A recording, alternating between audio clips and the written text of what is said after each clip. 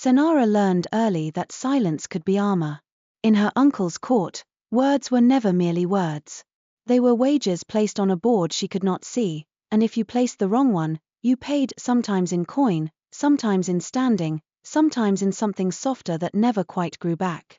A laugh at the wrong moment could become a story repeated for months. A tear could become permission. A question could become insolence. So she practiced stillness the way other girls practiced embroidery.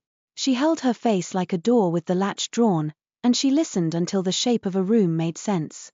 Then, and only then, she spoke. Now the great hall of Calbrine echoed with the familiar cadence of fear disguised as ceremony.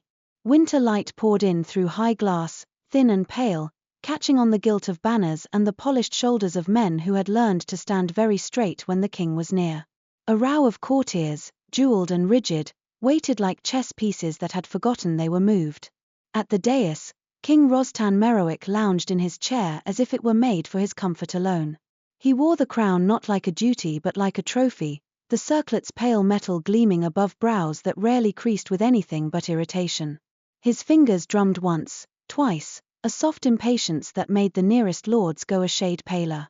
Cenara stood a step behind his right shoulder, exactly where she was expected to stand, her hands folded, her posture perfect.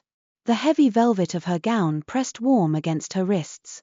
The brooch at her collar, a stylized riverstone set with a strip of moon silver, was a gift from Sythren, meant to mark her as his blood and, by extension, his possession. She had not worn it by choice. She had worn it because refusal would have been a performance, and Sythren adored performances, especially those where he got to decide who was shamed. The day's petitioners had been tedious, a merchant guild asking for reduced tariffs, a minor lord begging for a boundary dispute to be settled in his favor, a widow pleading for her son's exemption from conscription. Sythren had granted nothing that did not serve him and had denied nothing in a way that did not make someone else bleed for it. Cenara watched the widow rise with shaking knees and back away, eyes down, clutching her shawl as if it were the only thing keeping her from unraveling. Rostand's smile lingered after her like smoke. Then the doors at the far end of the hall boomed open hard enough that the brazier's flames leaned. A messenger strode in, mud on his boots, cloak torn at one shoulder. 2 guards followed, their hands near their sword hilts, not out of threat but out of instinct. The messenger's breath came in visible bursts. The hall's murmurs faltered, then fell into a hush so sudden Cenara could hear the soft creak of the banners shifting. The man halted at the foot of the dais and dropped to one knee. "Your Majesty," he said, voice rough with cold and haste. Rostand's fingers stopped drumming. "You smell like a stable," he observed, as if commenting on weather. "Speak quickly and stop leaking mud onto my marble." The messenger swallowed and lifted his head. "From Lumenford, sire." "The border stones." "Always with the stones," Sythren interrupted, rolling his eyes as though borders were a superstition. "If they've toppled in the rain, have them set again." "It isn't rain, sire." The messenger's gaze flicked once toward Cenara and away, a helpless instinct toward the nearest steady thing. "It's Veythraen. Dark elf banners at the tree line. Scouts say a full march is coming. They've raised the war standard." For a heartbeat, the hall forgot how to breathe. Then voices erupted, alarmed, incredulous, furious. Chairs scraped. A courtier made a strangled sound and fanned herself too fast. Sythren lifted one hand. Not high, not dramatic, just enough. The room stilled at once, silence snapping into place like a whip. He let it settle, savoring it, then leaned forward. "And why," he drawled, "would the Duskus bother to wave fabric at my trees?" The messenger's mouth tightened at the slur, but he kept his head bowed. "They claim," he began, and faltered when Rostand's eyes sharpened. "They claim what?" "They claim the treaty has been broken," the messenger said, voice steadier now that the words were out. "They say their general, Sythren Vael-Korr, has the right of redress march. He is moving to collect a debt." At that name, a murmur ran through the hall like wind through dry reeds. Even those who pretended ignorance knew the stories. Vael-Korr, the sharp edge of Veythraen, the commander who had ended 3 skirmishes without ever stepping into the mud himself, because the mud had simply learned to swallow the men who fought him. Rostand's expression did not change. If anything, He looked mildly pleased, as if a child had finally done something interesting. A debt, he repeated. How poetic. His gaze drifted to the side, toward the cluster of scribes and officials at their carved desks. Oath archivist, he called, lazy. Where is my archivist? The one who hoards old parchment like its treasure. A woman stepped forward from the scribal line, her robe plain compared to the court's finery, her hair pinned back tightly. Arsene Rookvale's face was composed in the way of someone used to being overlooked until needed. In her arms she held a leather case bound with metal clasps. My king, she said, and bowed. Her voice carried without effort. She did not rush, she did not linger. I am here. Rostan waved a hand. Tell them their treaty is finished. If they want to prance about with their banners, they can do it on their side of the line. Arsene's throat moved with a swallow. Your Majesty, she said carefully, the Treaty of Lumenford is not a simple agreement. It is ink-bound. I know what it is, Rostan snapped, the first crack of irritation. It is a nuisance. It is a tether placed by dead men who feared the dark. It binds the office of the crown, Arsene continued, her calm thinning like stretched cloth. Not merely the person. Renouncing it is not allowed. Rostan's smile was all teeth. You speak as if the treaty is my king. It is law, Arsene said, and for the first time Cenara heard something like anger beneath the archivist's precision. And law is what keeps a kingdom from becoming a band of armed men with a flag. A dangerous silence followed. Rostan's eyes narrowed. Somewhere behind Cenara, a courtier inhaled sharply, as if bracing for a blow. Rostan leaned back, tapping his crown with one finger. Law, he echoed. A convenient word. I have found it tends to mean whatever the speaker wants it to mean. Arsene shifted the leather case higher, as though the weight of it steadied her. Your Majesty, if Veythraen invokes redress march, their general will not come to negotiate. He will come to collect. The treaty's seal has consequences if broken by sovereign will. And if I collect first? Rostan said softly. If I show those shadow-blooded insects what happens when they threaten my land? Cenara felt it then, not fear, exactly, but the familiar tightening in her ribs that came when Rostan was about to turn cruelty into policy. He rose from the throne with deliberate slowness. The courtiers sank lower, the front line nearly kneeling in their haste to show obedience. Rostan stepped down from the dais, each footfall ringing. He stopped only a few paces from the messenger, who had not dared to stand. Tell me, Rostan said, what do the border towns look like today? The messenger's lips parted. Sire. The towns along the river, Rostan clarified, eyes gleaming. The ones full of farmers who complain when I tax their grain. The ones that owe me loyalty because I let them sleep under my sky. Are they afraid? The messenger hesitated. Yes, Your Majesty. Rostan nodded as if this was the answer to a riddle. Good. Fear is useful. It reminds people where safety comes from. Cenara watched his hands, long-fingered, pale. He liked to touch people when he spoke to them, as if contact sealed his words into their skin. He reached down and tilted the messenger's chin up with 2 fingers, forcing the man to meet his gaze. Here is what you will carry back, Rostan said. You will tell them there is no danger. You will tell them their king is strong.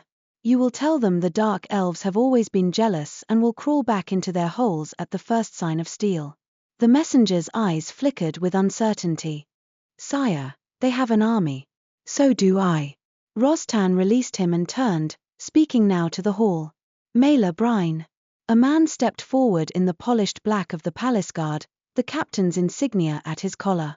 Mailer's face was weathered, his posture rigid. He bowed low. My king. Send riders, Rostan ordered. Call the levies. Pull men from the river towns first. If they want protection, they can pay with their sons. And seal the city gates at sundown. No one in or out without my word. A few courtiers murmured approval in the brittle tone of people glad the blade was pointed away from them. Cenara felt her jaw tighten. River towns first. Always the weakest first.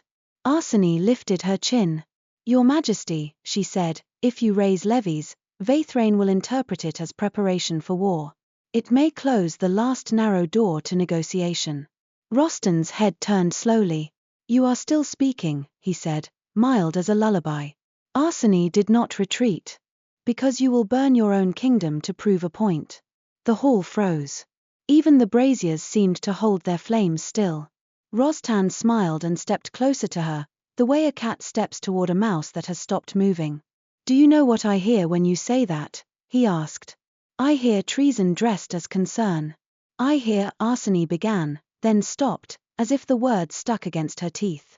She drew a breath and tried again. I hear the treaty's language in my mind, because I have read it in both tongues. There is a clause. Spare me, Rostan said. He flicked 2 fingers. The guards behind Arsene shifted, uncertain. Cenara could have remained silent. Silence was what she was trained for. But she saw, suddenly, the widow's face again, and the thought of levies dragged from river homes like netted fish. She saw smoke curling from thatched roofs. She saw Rostan sitting safe behind stone walls, pronouncing loss as necessary.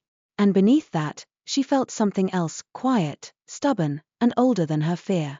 She stepped forward, 1 pace, then another, until she stood level with Arsene. The movement alone drew eyes. It was a small breach in protocol, nothing that could be called rebellion, but enough that Rostan's gaze snapped to her. He looked her over as if seeing her for the first time that day. Cenara, he said, and the way he said her name was a reminder. I made you. My king, she said, because the hall required the words. Her voice was steady. If I may speak. His smile softened into something that might have fooled strangers. You may always speak, he said, and in his tone was the promise that he would decide afterward whether it was allowed. Cenara kept her face smooth. If the treaty is ink-bound, she said, then the method of response matters. A march can be met with a message. A debt can be met with terms. Rostan's eyes narrowed. You think you can bargain with dark elves? I think we can avoid a war, Cenara replied. The hall held its breath again. Some courtiers looked hopeful, others horrified. A few watched with the sharp attention of people measuring a crack in a wall. Rostan chuckled softly. You, he said, would bargain. You with your books and your careful words. You think the world is a page you can correct. Cenara did not flinch. I think the world is full of people who bleed when kings indulge themselves. The words landed in the silence like a dropped cup, small, loud, unignorable. Rostan's smile vanished. For an instant his expression was naked, surprise, then fury, then calculation. He stepped close enough that Cenara could smell the spiced wine on his breath. You forget, he said softly, for her alone, that you are here because I allow it. Cenara met his gaze and let her stillness be something other than fear. I do not forget, she said. I remember. His eyes flicked to the watching court. He could not strike her here without consequence. He cared too much for the mask of control. So he moved the dagger elsewhere. Fine, he said loudly, turning his annoyance into performance.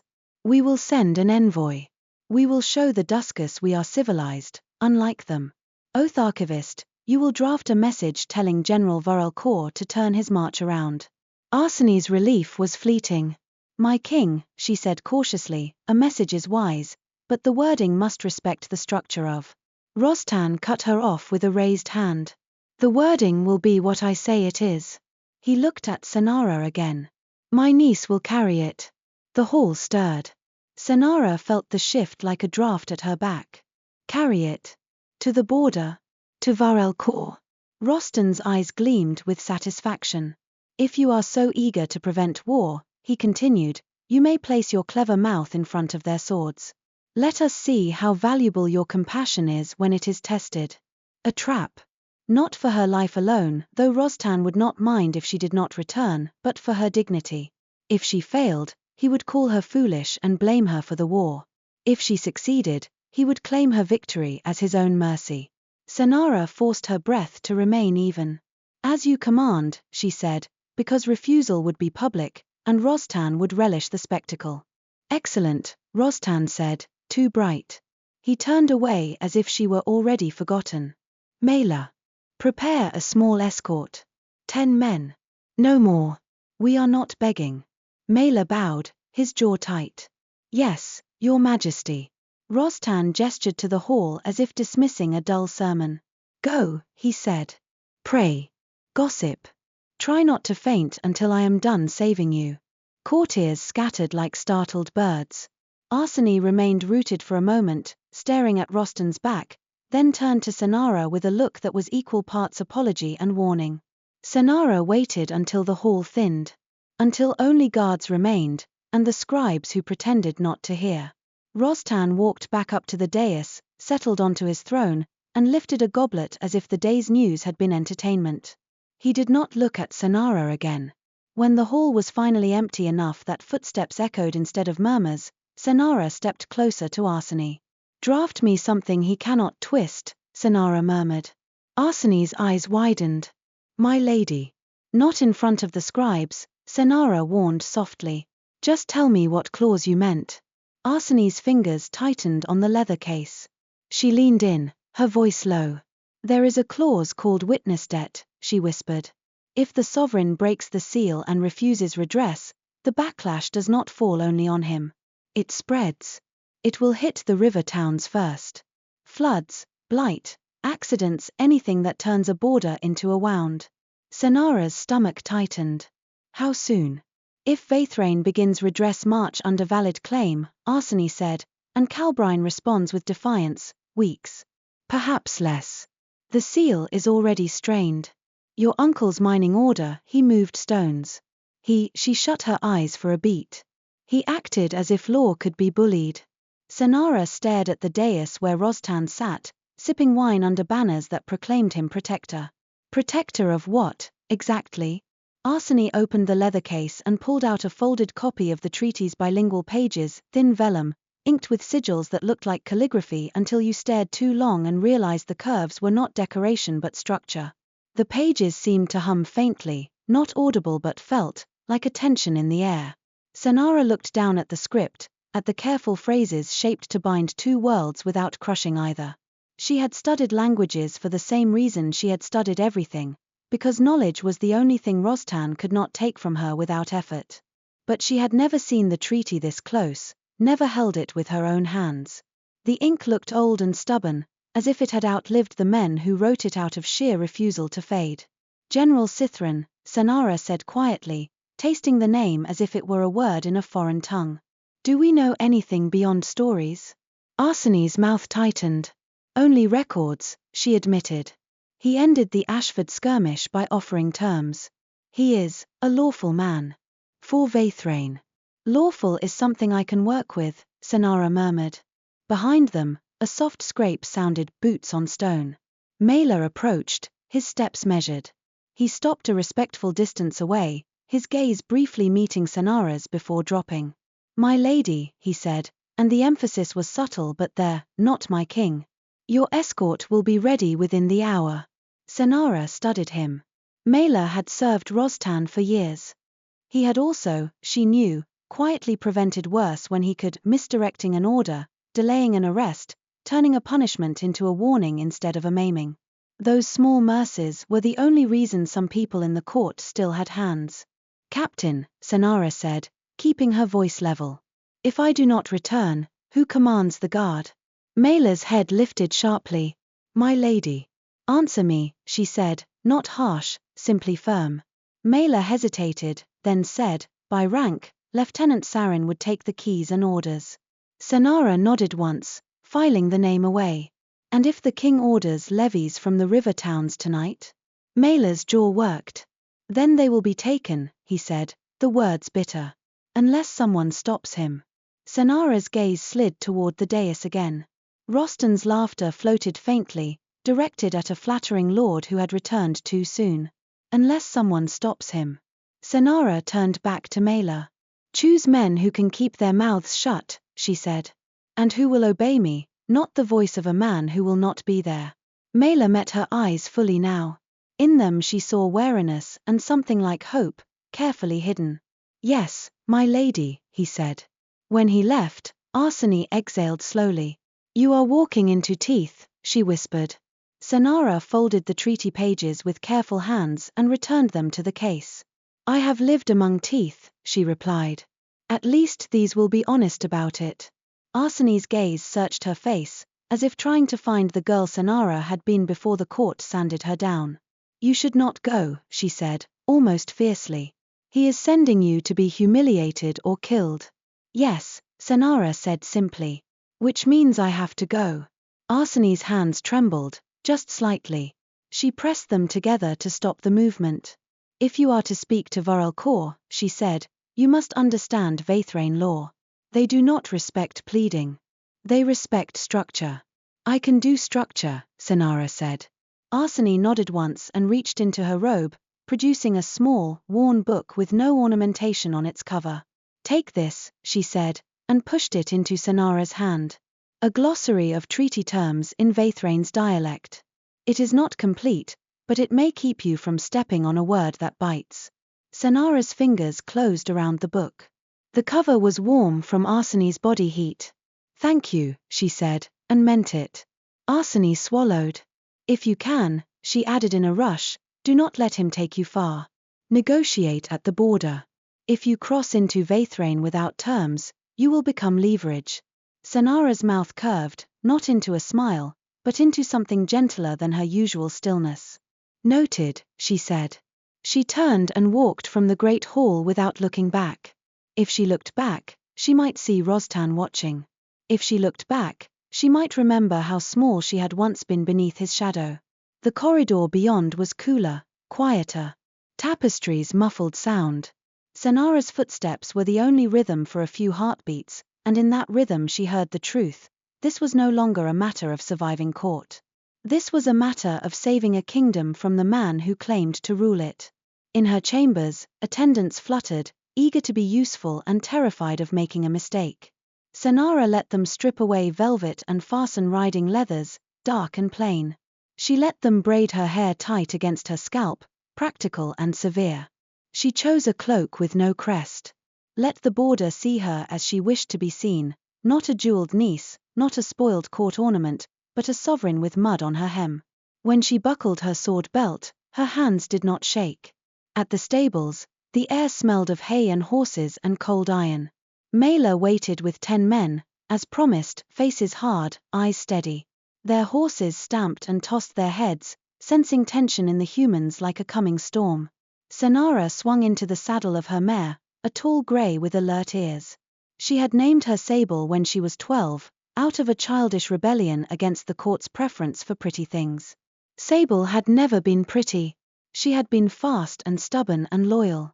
Cenara adjusted her gloves, then looked down the line of guards. We ride to Lumenford, she said. We do not provoke. We do not threaten. We observe, we listen, and we keep each other alive. A few of the men nodded. One swallowed hard. Mela stepped closer, keeping his voice low. My lady, he said, if you need to return quickly. I know the roads, Cenara said. Mela's mouth tightened. If the king, he stopped, then tried again. If Rostan does something while you are gone. He will, Cenara said quietly. Mela's eyes flicked toward the palace, then back. Then may the gods keep you, he murmured, and it sounded like a man praying against his own helplessness. Cenara gathered the reins. Gods, she said under her breath, and thought of ink that bound crowns and treaties that held back war. Keep us, yes. She nudged Sable forward. Hooves struck stone, then packed earth, then the open road. The city gates groaned as they swung wide, and the cold beyond tasted sharper, freer. Behind her, Calbrine rose in pale spires and guarded walls, a kingdom that had taught her to be made of ice so she would not break. Ahead, the land stretched toward the border, toward river mist, treaty stones, and an army marching beneath banners of dusk. Cenara rode into the winter light with a message she did not trust and a crown she did not yet possess in more than name, and for the first time in her life, she felt the shape of choice beneath her ribs. Not safety. Choice. And it frightened her almost as much as it steadied her. The second day on the road began with frost crusted over the world like a thin, brittle skin. Cenara woke before dawn, as she always did, and lay still for a moment beneath her cloak, listening to the hush of the camp and the distant murmur of the river. Even here, far from the palace, her body expected footsteps in the corridor, a latch turning, a summons that would not be refused. Instead she heard only Sable's quiet snort and the soft rasp of a guard stoking coals. She sat up, rolled her shoulders, and breathed out. The air stung her lungs, clean and cold. It tasted nothing like Rostan's hall, where heat and incense masked the sourness of fear. Maela's men moved with restrained efficiency, packing gear, tightening straps, avoiding unnecessary talk. They were not fearless. They were simply trained to keep their fear from becoming noise. They rode through grey morning toward Lumenford, where the borderland narrowed between the river and the duskwood. The trees grew denser as they went, their branches black against the brightening sky. Here and there, carved stones rose beside the road, markers that had once been bright with warding runes. Cenara noticed how the older stones seemed duller now, as if their memories had been scraped. The nearer they drew, the quieter the land became. Birds were scarce. Even the wind seemed to travel more cautiously. By midday, they reached the last human outpost before the river bend, a low palisade and a watchtower, smoke rising from a cookfire. Men in patched cloaks stared as Cenara's party approached, surprise turning quickly into anxious recognition. Someone ran for the gate. A veteran sergeant met them inside, wiping his hands on his trousers as if he could scrub away dread. His face was deeply lined, his eyes bloodshot from sleeplessness. "My lady," he said, bowing awkwardly.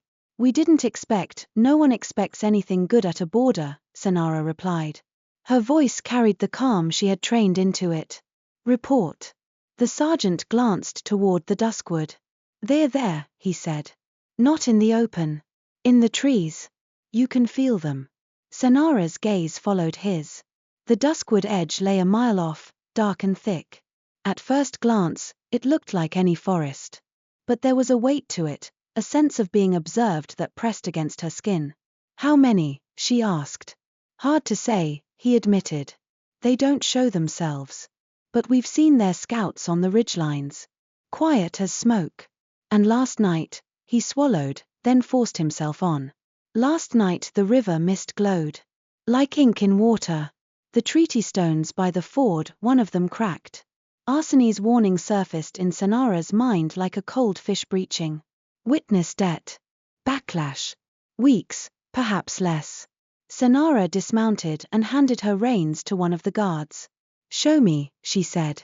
They walked to the ford at Lumenford, where the river narrowed and ran swift over stone. The old crossing was still there, flat slabs set to make a path through shallower water. On the near bank stood 3 treaty stones, taller than a man, carved with overlapping scripts, human runes and Veythraen sigils braided together so closely they looked like a single language.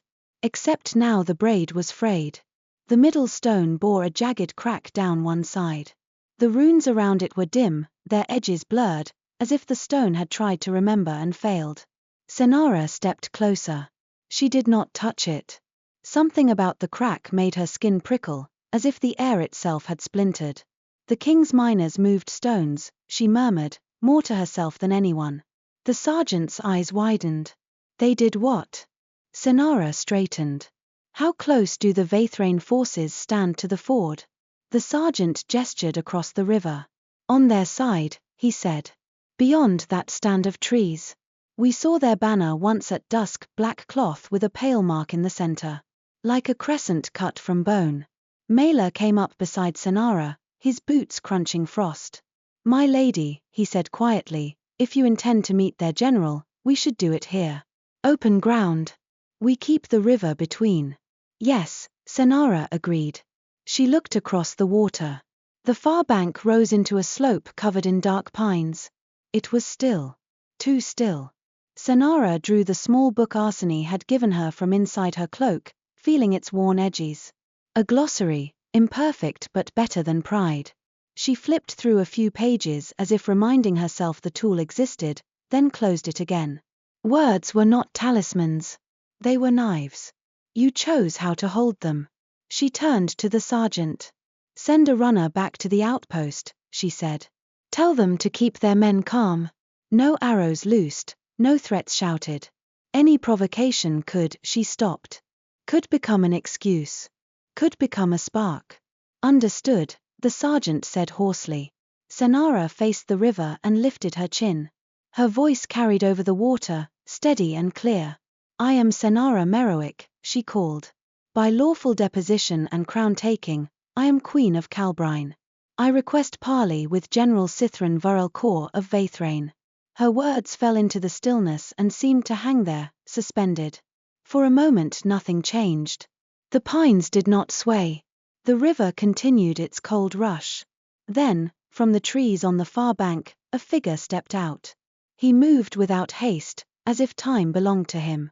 He wore armor that drank light, dark metal layered over leather, plates etched with narrow lines that looked like writing. A cloak hung from one shoulder, pinned by a clasp shaped like a broken ring. His hair was long and pale against the shadowed armor, gathered back in a tie that left sharp cheekbones exposed. His skin was the color of smoke and moonlight blended, and his eyes, when he lifted them, caught the day like glass catching a candle flame. Not glowing. Not inhuman. Simply very, very aware.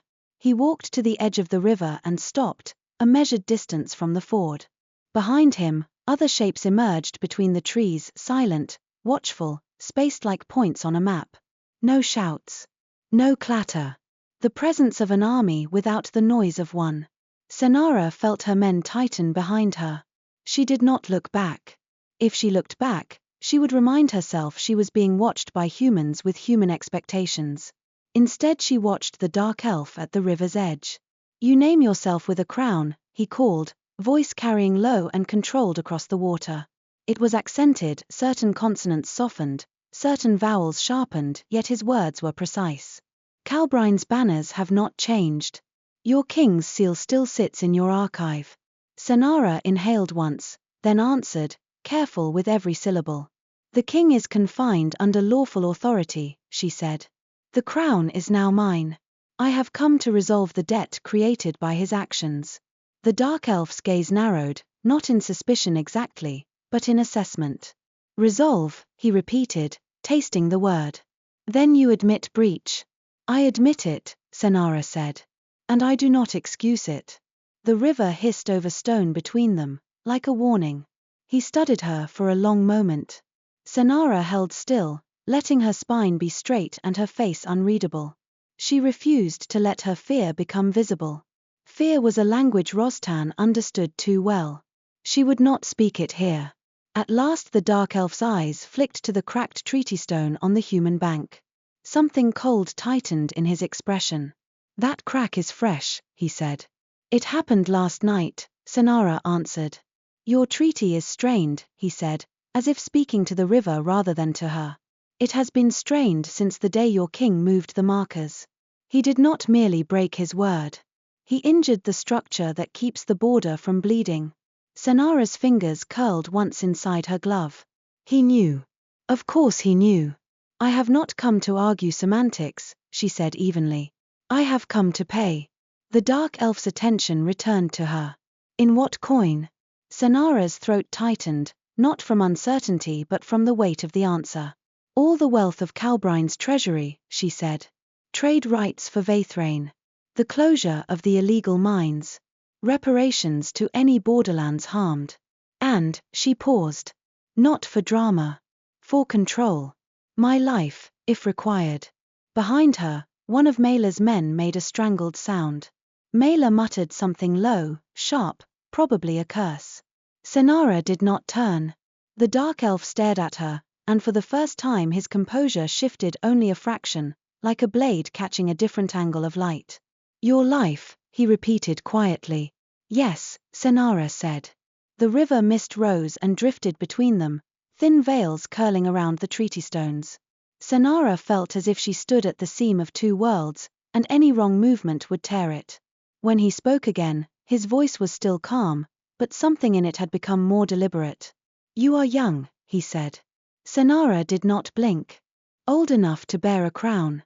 Old enough to die for it," he said. "Old enough to choose," she replied. His gaze lingered on her face, on the stillness she wore like armor. He did not look at her like a man looks at a woman. He looked at her like a commander looks at an unexpected turn in a battle map. Then he did something Cenara did not expect. He bowed. Not deep. Not submissive. a measured incline of head and shoulders that acknowledged her claim without granting her dominance. Sythren Vael-Korr, he said. High General of Veythraen's redress march. The name landed with a quiet gravity. This was not a story now. This was a man. Cenara's pulse beat once, hard. I recognize your title, she said. Sythren's gaze slid briefly toward her escort, then back. You came with 10, he observed. I came to speak, not to threaten, Cenara said.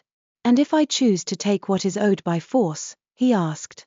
You may, she said, and the truth of it tasted like iron. But you will have to cross this river and spill blood for a debt caused by one man's greed. You will win, perhaps. But you will inherit ash and hatred. And the treaty's recoil will not care whose banners stand over the ruins. A silence followed. The soldiers behind him did not shift. They were trained as well as mailers, perhaps better. Cenara felt their attention like 100 eyes in the trees. Sythren's eyes narrowed slightly. You speak of recoil. I have read the treaty, Cenara said. That earned her a faint change interest, perhaps. In both tongues. Not yet, she admitted, then added honestly, but I am learning. Sythren's gaze sharpened, and in it she saw the flicker of something she recognized, a mind that took note of small truths. Your offer is large, he said at last, and yet it is not the correct shape. Cenara held her breath. Explain. A debt created by a crowned office must be paid by a crowned office, he said. Coin is part of it. Concessions are part of it. But the structure must be restored. Your king broke a seal tied to sovereignty. Sovereignty must answer. Cenara's stomach tightened. I am the sovereign now. And you came offering your death, Sythren said, voice steady. Death is simple. It closes a ledger by tearing out the page. Cenara's fingers clenched. If my death saves my people, it is not simple to me. For the first time, Sythren's expression held something like approval, sharp, restrained. Bravery, he said, as if the word was a tool being tested. Or despair. It is often hard to tell the difference in humans. Cenara's lips parted, then closed again. She would not allow herself to be baited. I am not here to be judged for my motives, she said. I am here to prevent slaughter. Sythren's gaze slid once more to the cracked treaty stone. When he spoke, his tone changed subtly, less like a man giving opinion, more like a man reading law. Under redress march, I have the right to claim the offending crown, he said. Not as ornament. As anchor. Cenara felt the world narrow, the words tightening around her like a collar. The crown, she echoed. Yes, Sythren said. If your office is now sovereign, then your crown is now responsible. Bring it to the ford. Cenara's heart kicked. Her crown was not on her head. Rostan held it. He had not yet publicly allowed her to wear it. He had sent her out without it to make her look like a pretender. But she had something else. Not the circlet, but the authority. She could not conjure the metal. She could, however, speak the truth. I do not carry the circlet, she said evenly. But I carry the office. I can offer you the crown's consent. Sythren's gaze remained steady, unmoved by the politics. Consent without anchor is wind, he said. Cenara's thoughts raced, cold and quick. Wind. Anchor. Structure. She could not give him what Rostan withheld unless she changed the terms of the meeting. She lifted her chin. Then take my crown, she said, and the phrase was deliberate, shaped like a hinge. Not the metal. The right. The authority. Take it as collateral for my people's safety. Sythren did not answer at once. He studied her, as if looking for a flaw in the vow she had just offered. Collateral, he repeated. Yes, Cenara said. Hold it until the debt is paid. The river hissed. Somewhere in the trees, a branch creaked. Sythren's eyes narrowed, and Cenara's skin prickled as if he were reading not her mind, but the shape of her words. She remembered Arseni's warning, Veythraen respected structure. They also punished careless language. At last Sythren spoke. That can be done, he said. But the collateral must be held in a way that prevents repeat breach. Cenara's breath caught. How? Sythren's voice did not rise. By binding the two sovereignties, he said. By making it impossible for either crown to break its word without harming itself. Cenara's pulse hammered once. You mean? Sythren's gaze did not waver. Marriage alliance, he said. The word struck like a stone dropped into still water. It sent ripples through every thought she had brought with her. Behind her, Mela's men shifted, a low rustle of alarm. Mela stepped forward half a pace, then stopped, as if unsure whether to speak. Cenara did not look back. She stared across the river at a man she had come prepared to die for, not to marry. You cannot be serious, she said, and heard how flat her own voice was. I am always serious at a border, Sythren replied. A marriage seal is ink-bound in the strongest way. It creates shared responsibility, shared consequence. It forces law to travel both directions. Cenara's mind sprinted through possibilities. A marriage would stop war, perhaps. It would also shatter Calbrine's court. It would give Rostan a new weapon, the ability to claim she had been bought, seduced, ensorcelled. And yet, if she refused, what then? Coin alone would not restore a broken structure. Her life, offered as death, might satisfy vengeance but not prevent recoil. Her people would still suffer the treaty's backlash, and Veythraen would still see Calbrine as unstable, dangerous. Marriage was not a romance. It was a mechanism. She forced herself to ask, to whom? Sythren's expression did not change. To Veythraen, he said, as if the realm itself were the spouse. Cenara's jaw tightened. That is not an answer. Sythren's eyes held hers. It is, he said. Our law requires the negotiator of redress march terms to carry them. The one who binds must be the one who bears the bind. Cenara's stomach dropped, cold and heavy. You, she said, and it was not accusation, just realization. Sythren inclined his head once. Me, he confirmed. For a moment the world seemed too sharp. The river's sound, the frost-bright air, the crack in the treaty stone, all of it pressed in on her, demanding a response. Cenara forced herself to breathe. If she accepted, she would be tying her life to an enemy general. If she refused, she would be condemning thousands to war because she feared the terms. She thought of the widow, of the river towns, of children pulling on their mothers' sleeves while smoke rose over the horizon. She thought, too, of Rostan's smile when he sent her here, so eager to see her fail. Cenara lifted her chin. State your full terms, she said, voice clipped with control. Sythren's expression remained steady, but she sensed, barely, that he respected the move. Terms. Structure. Not pleading. Immediate cessation of march upon binding, he said. The illegal mines shuttered and the stones restored by joint oversight. Reparations delivered on schedule. Shared patrols along the border for 1 year, renewable by consent. Trade rights negotiated fairly, not as tribute. And a new treaty drafted in both tongues, human and Veythraen, sealed with witness. Cenara listened, cataloguing. No humiliation clause. No conquest demand. No insistence on human submission. It was measured, practical. And my people's safety, she asked. Guaranteed under the marriage seal, Sythren said. Harm to Calbrine by Veythraen becomes harm to Veythraen's own vow. My soldiers will not cross the river except by invitation and joint cause. Cenara's throat tightened. And my life? Sythren's gaze held hers. Not required, he said. Not as death. It should have been relief. Instead it was something stranger, disorientation, as if she had been braced for a blow and the blow had turned into a hand catching her elbow. Why? Cenara asked before she could stop herself. Sythren's eyes narrowed slightly. Because your death would be waste, he said simply. And because you are not the one who committed the breach. Cenara's mouth felt dry. He spoke as if justice mattered more than spectacle. As if he did not relish her sacrifice. Rostan would have, if their positions were reversed. Cenara looked down at the treaty stones, at the crack that had appeared overnight, and saw in it a warning. Time was not her ally. She lifted her gaze again. If I agree, she said, how is this sealed? Sythren's gaze flicked toward the trees behind him, where a faint movement suggested attendants or scribes waiting at his command. By witness and ink, he said.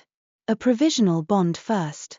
The full seal after you are presented in Veythraen and the crown anchor is transferred. Cenara swallowed. Presentation. Integration. A new court. A people who had every reason to hate hers.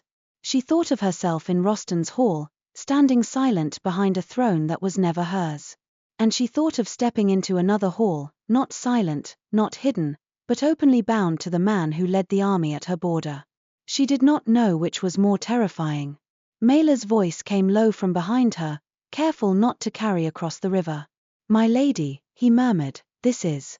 Cenara lifted one hand slightly without looking back. A signal, not now. She would not let her decision be weakened by fear spoken aloud. She faced Sythren again. If I accept, she said, the march stops today. Sythren's answer was immediate. It stops as soon as the provisional bond is made. And if I refuse? Sythren's eyes did not soften. Then the march continues, he said. And the treaty's recoil worsens until the debt is paid by blood or crown. Cenara felt the weight of every life balanced on a hinge of language. She took a breath. Then another. I accept, she said. The words left her mouth in the same calm tone she used for court decisions, but inside something trembled, less like fear, more like the moment before stepping onto a bridge you have never tested.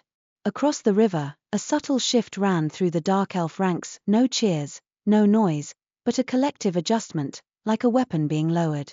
Sythren's gaze held Cenara's, steady as stone. Then we proceed, he said. He gestured with one hand, and from the trees behind him a figure emerged carrying a narrow case. Another followed with a small table that unfolded with practiced efficiency. They set it near the riverbank on Veythraen's side, just far enough from the water to remain dry.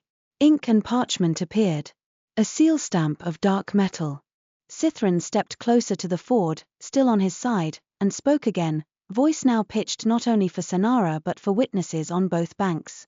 Cenara Merrowic, Queen of Calbrine, he said, do you, of your own will, enter provisional bond with Veythraen under redress march terms, to prevent war and restore seal structure? Cenara's heart beat once, hard. Of your own will. Consent law. A question that mattered. I do, she said clearly. Of my own will. Sythren's gaze remained fixed on her. Do you accept the marriage alliance as the instrument of that bond? Cenara's fingers tightened around the reins at her side, not because she needed to control Sable, but because she needed to control herself. I accept, she said. Sythren nodded once. Then I, Sythren Vael-Korr, of Veythraen, accept, he said. And I bind my march to your safety until full seal is witnessed. He reached down and drew a thin strip of dark cloth from within his cloak, no longer than a handspan. He held it up, and Cenara saw faint writing woven into it, letters so fine they looked like shadow on shadow. A breathmark, Arseny had called such anchors in her lessons, proof of intent, proof of self. Sythren spoke a short phrase in his own tongue, smooth, clipped, weighted with meaning. Cenara did not understand the words, but she felt the air tighten, like a thread pulled taut. On her side of the river, the cracked treaty stone gave a faint, almost imperceptible sound like ice settling. Cenara's skin prickled. Sythren's eyes stayed on hers as he extended the strip outward, over the ford stones. It was not close enough for her to grab from where she stood. A silent, deliberate challenge, cross, or remain separated. Cenara stared at the cloth, then at the river. If she stepped onto the ford, she would be stepping toward him, toward Veythraen. Toward a bargain she had made with her own mouth. She heard Rostan's voice in her head, amused and cruel. Let us see how valuable your compassion is when it is tested. Cenara lifted her reins, nudged Sable forward, and dismounted at the ford's edge. Her boots met stone slick with cold. The river was fast, shallow but strong, chattering against the slabs. Maela stepped forward at once. My lady. Cenara glanced back for the first time. Maela's face was tight with worry, his men staring as if she were stepping into a grave. You will stay, Cenara said quietly, and the words carried authority that surprised even her. You will keep calm. If any man raises a weapon, I will consider it treason against my crown. Maela stiffened. Then, After a heartbeat, he bowed. Yes, my queen, he said, and it was the first time he had ever called her that. Cenara turned away before emotion could make her hesitate. She stepped onto the ford stones, her cloak snapping lightly in the wind. The river's cold damp rose around her legs. Each step felt like moving through a story she had not chosen, only shaped.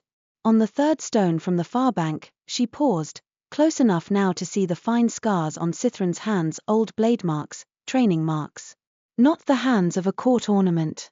The hands of someone who had earned power in a different way.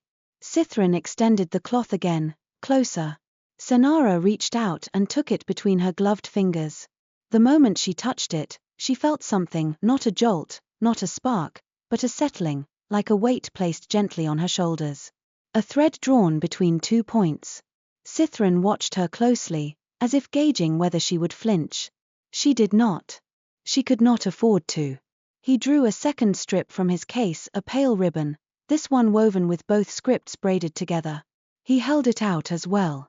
This is the provisional bond, he said quietly, now that only the river truly separated their voices.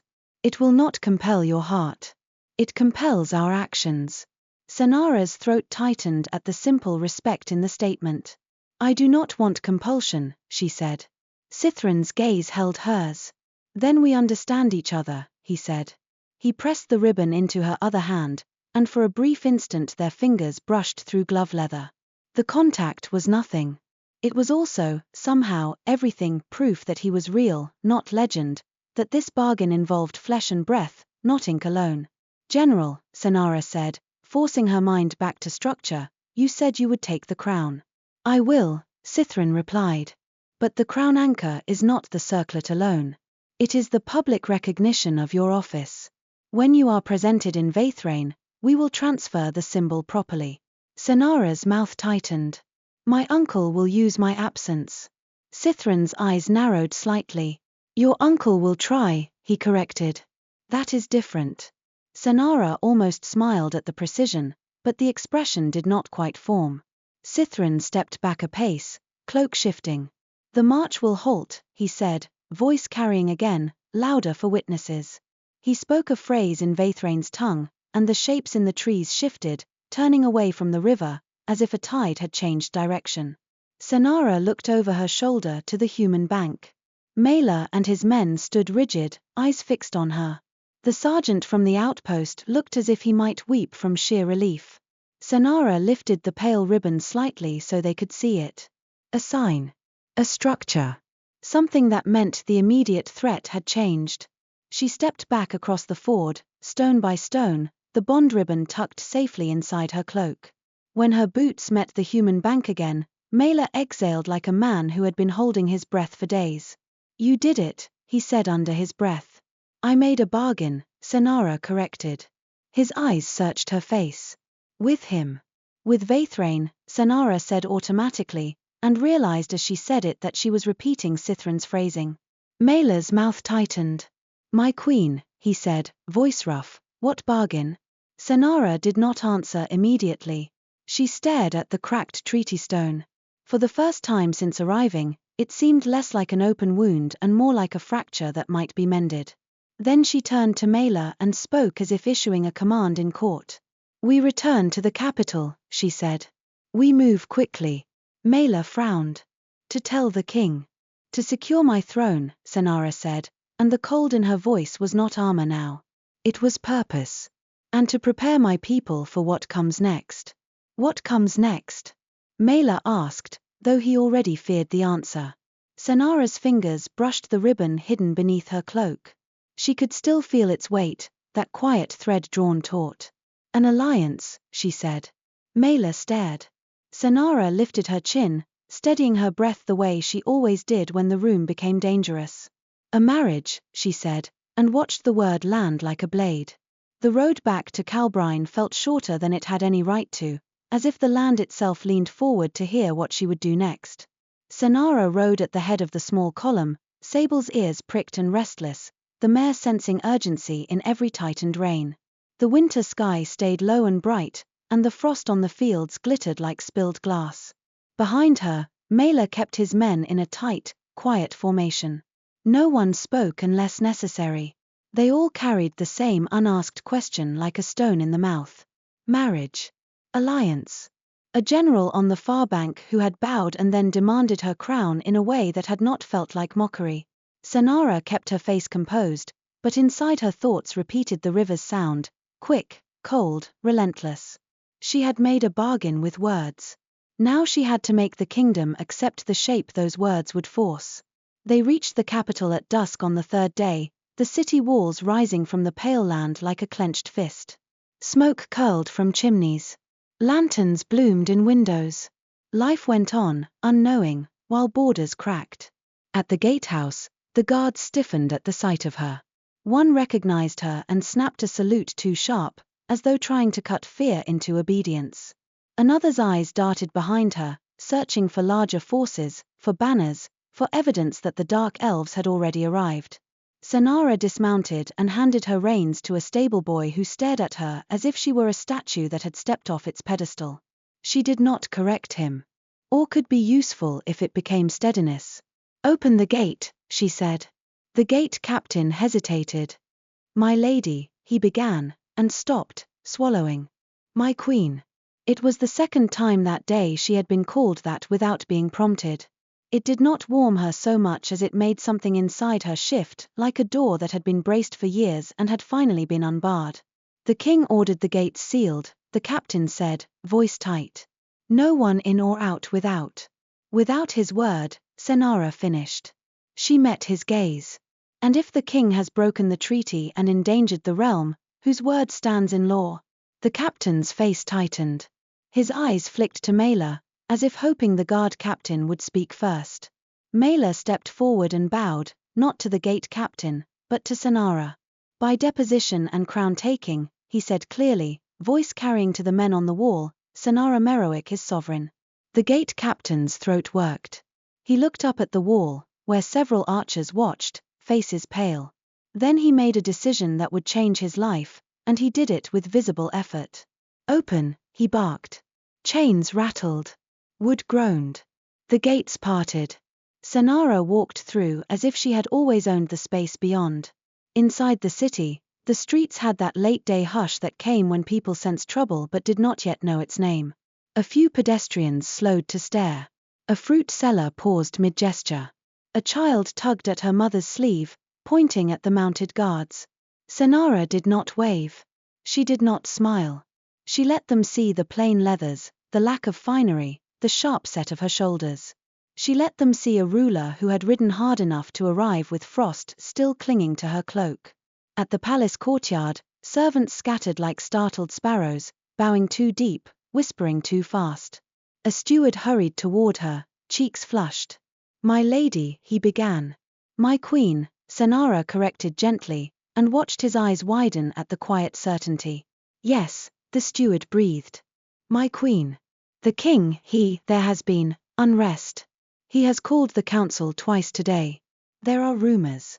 He has ordered." "Where is Arsene Rookvale?" Cenara asked. "In the archive wing," the steward said quickly. "He demanded she bring the treaty vellums for him to tear at again," Cenara said, and felt her jaw set. "Take me to her." They moved through corridors that smelled of wax and warmed stone. Familiar halls, familiar tapestries, familiar guards who stared too long and then looked away. Cenara's steps did not quicken. She refused to run in her own palace. At the archive wing, she heard voices before she reached the door. Rostan's voice, loud and amused in the same breath, and Arsene's, controlled but strained. When Cenara entered, the room froze as if time had been commanded to halt. Arsene stood beside a heavy table strewn with open folios and vellum rolls. Her hands were braced on the table edge, knuckles white. Across from her, King Rostan lounged in a chair that had been dragged into the archive like a throne on loan. He wore a robe of deep crimson and a smile that could have curdled milk. His eyes slid to Cenara, and the smile widened. "There she is," he said. "My brave little emissary. Did you charm the Duskus with your righteous gaze? Or did they laugh at you before they cut you open?" Arsene made a small, involuntary sound of relief that she crushed instantly into stillness. Cenara took in the room in a single glance, the treaty pages exposed, the sealwork visible, the scribes at the edges pretending not to exist. Rostan had positioned himself so that anyone entering would see him framed by law, as if he had always belonged in its center. He stood, slow and theatrical, and opened his arms a fraction. "Well," he prompted. "Report." Cenara walked to the table without acknowledging his performance. She placed Arseni's little glossary book on the wood, then set beside it the pale ribbon Sythren had given her, the braid of scripts that seemed to drink and reflect light at the same time. Rostan's gaze snapped to it. "What is that?" he demanded, the first real edge in his voice. "A provisional bond," Cenara said, calm as frost. "The redress march has halted." Silence hit the room like a dropped iron bar. One of the scribes stared openly. Another went pale and looked as if he might faint. Rostan's face shifted through surprise, suspicion, and something near rage. "Halted," he repeated. "On whose authority?" "Mine," Cenara said simply. Rostan laughed, too loud, too sharp. "Your authority," he echoed, and the mockery tried to fill the space where fear had been. "You do not wear the crown." Cenara's gaze lifted to him. "No," she agreed. "Because you have withheld it to weaken my claim. But the office is not metal. It is law." Rostan's eyes narrowed. "You dare lecture me on law in my archive?" "It is no longer yours," Cenara said, and felt the words settle like a stone placed carefully in a foundation. Rostan's smile thinned. He stepped closer, and even after all these years Cenara's body remembered the danger in that movement. She did not step back. "And what," Rostan asked softly, "did you promise them? Your life? The treasury? Your virtue?" His gaze flicked down her plain leathers with feigned disgust. "Or did you hand them something more interesting?" Cenara's fingers did not twitch. She did not react the way he wanted. "I offered reparations," she said, "the closure of your illegal mines, and a structure strong enough to prevent you or any sovereign breaking treaty without consequence." Rostan's eyes sharpened. "Any sovereign," he repeated. "Meaning you intend to bind me?" "I intend to bind the crown," Cenara corrected, "so that no king can endanger the realm for personal greed again." Rostan's jaw tightened. He glanced at the ribbon as if it were a snake. "Show me," he said. "Read it." "It is written in both tongues," Cenara replied. "By Veythraen law and ours, it requires witness and consent." Rostan's eyes glittered. "And you consented," he said, and suddenly his voice was very quiet. "You, trained under my roof, consented to Aduscus terms." Cenara met his gaze, and in the momentary silence between them she felt the old instinct to soften, to apologize, to make herself smaller so he would not strike. She refused it. "Yes," she said. "I consented. Because your pride was going to kill people." Rostan's hand moved so fast the air hissed. Cenara did not flinch until the last instant, because the blow did not come to her. It came to the table. His palm slammed down onto the vellums, scattering pages, knocking an inkwell sideways. Black ink spilled across the treaty script like oil. Arseni lunged with a sharp cry, snatching the vellum edge before it could soak through. "You meddling girl," Rostan snarled, and for a second the mask dropped entirely. "You think you can rule? You think a few pretty words will keep a kingdom from tearing itself apart?" Cenara's voice stayed low. "I think you have already been tearing it apart," she said. Rostan's eyes flicked to Arseni's hands, to the treaty pages, and he smiled again, small and vicious. "Then we will see whose structure holds," he murmured. "Mine, or theirs." He turned and strode toward the door, his robe trailing like a wound. Halfway out he paused, as if remembering something.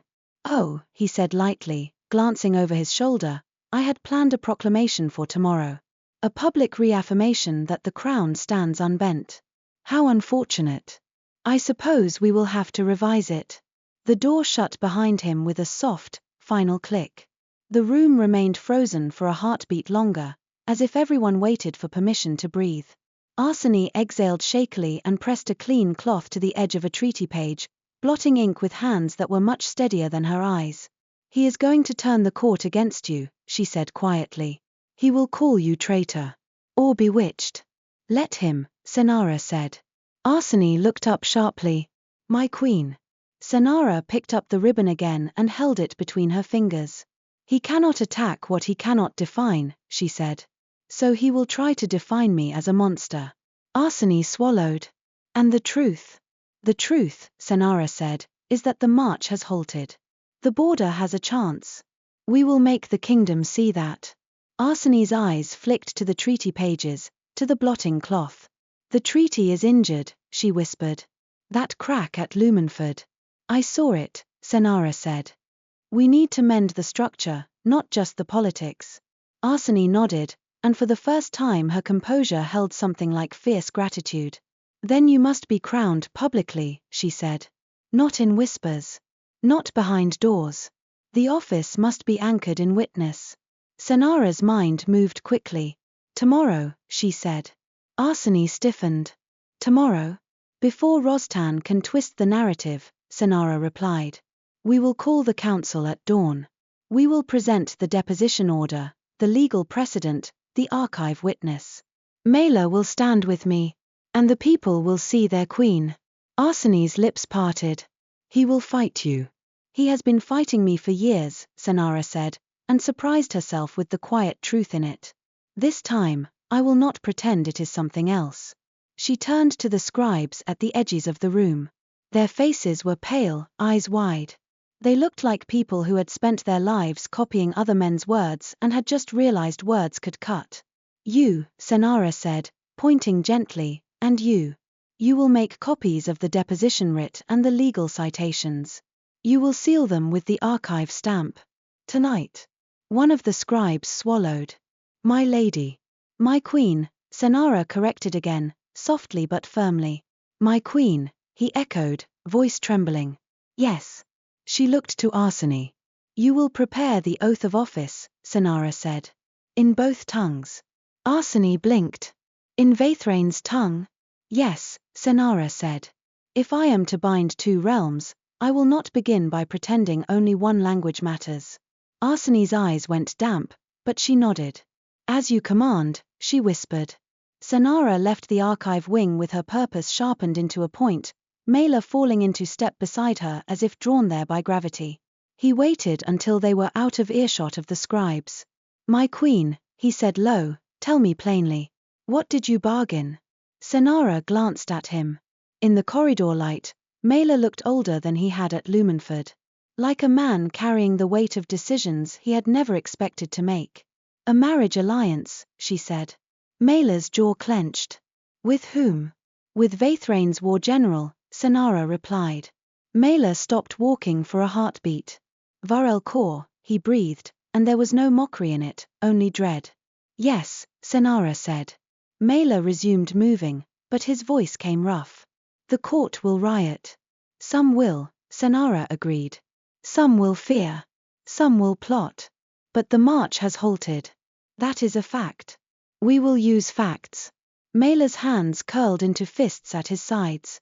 If Rostan calls you traitor, then I will answer with law, Cenara said. And if law fails, she stopped herself. Not because she feared the thought, but because she refused to speak violence into the air as if it were inevitable. Mela looked at her. And your heart? He asked quietly, as if embarrassed to ask it. Cenara's steps did not falter.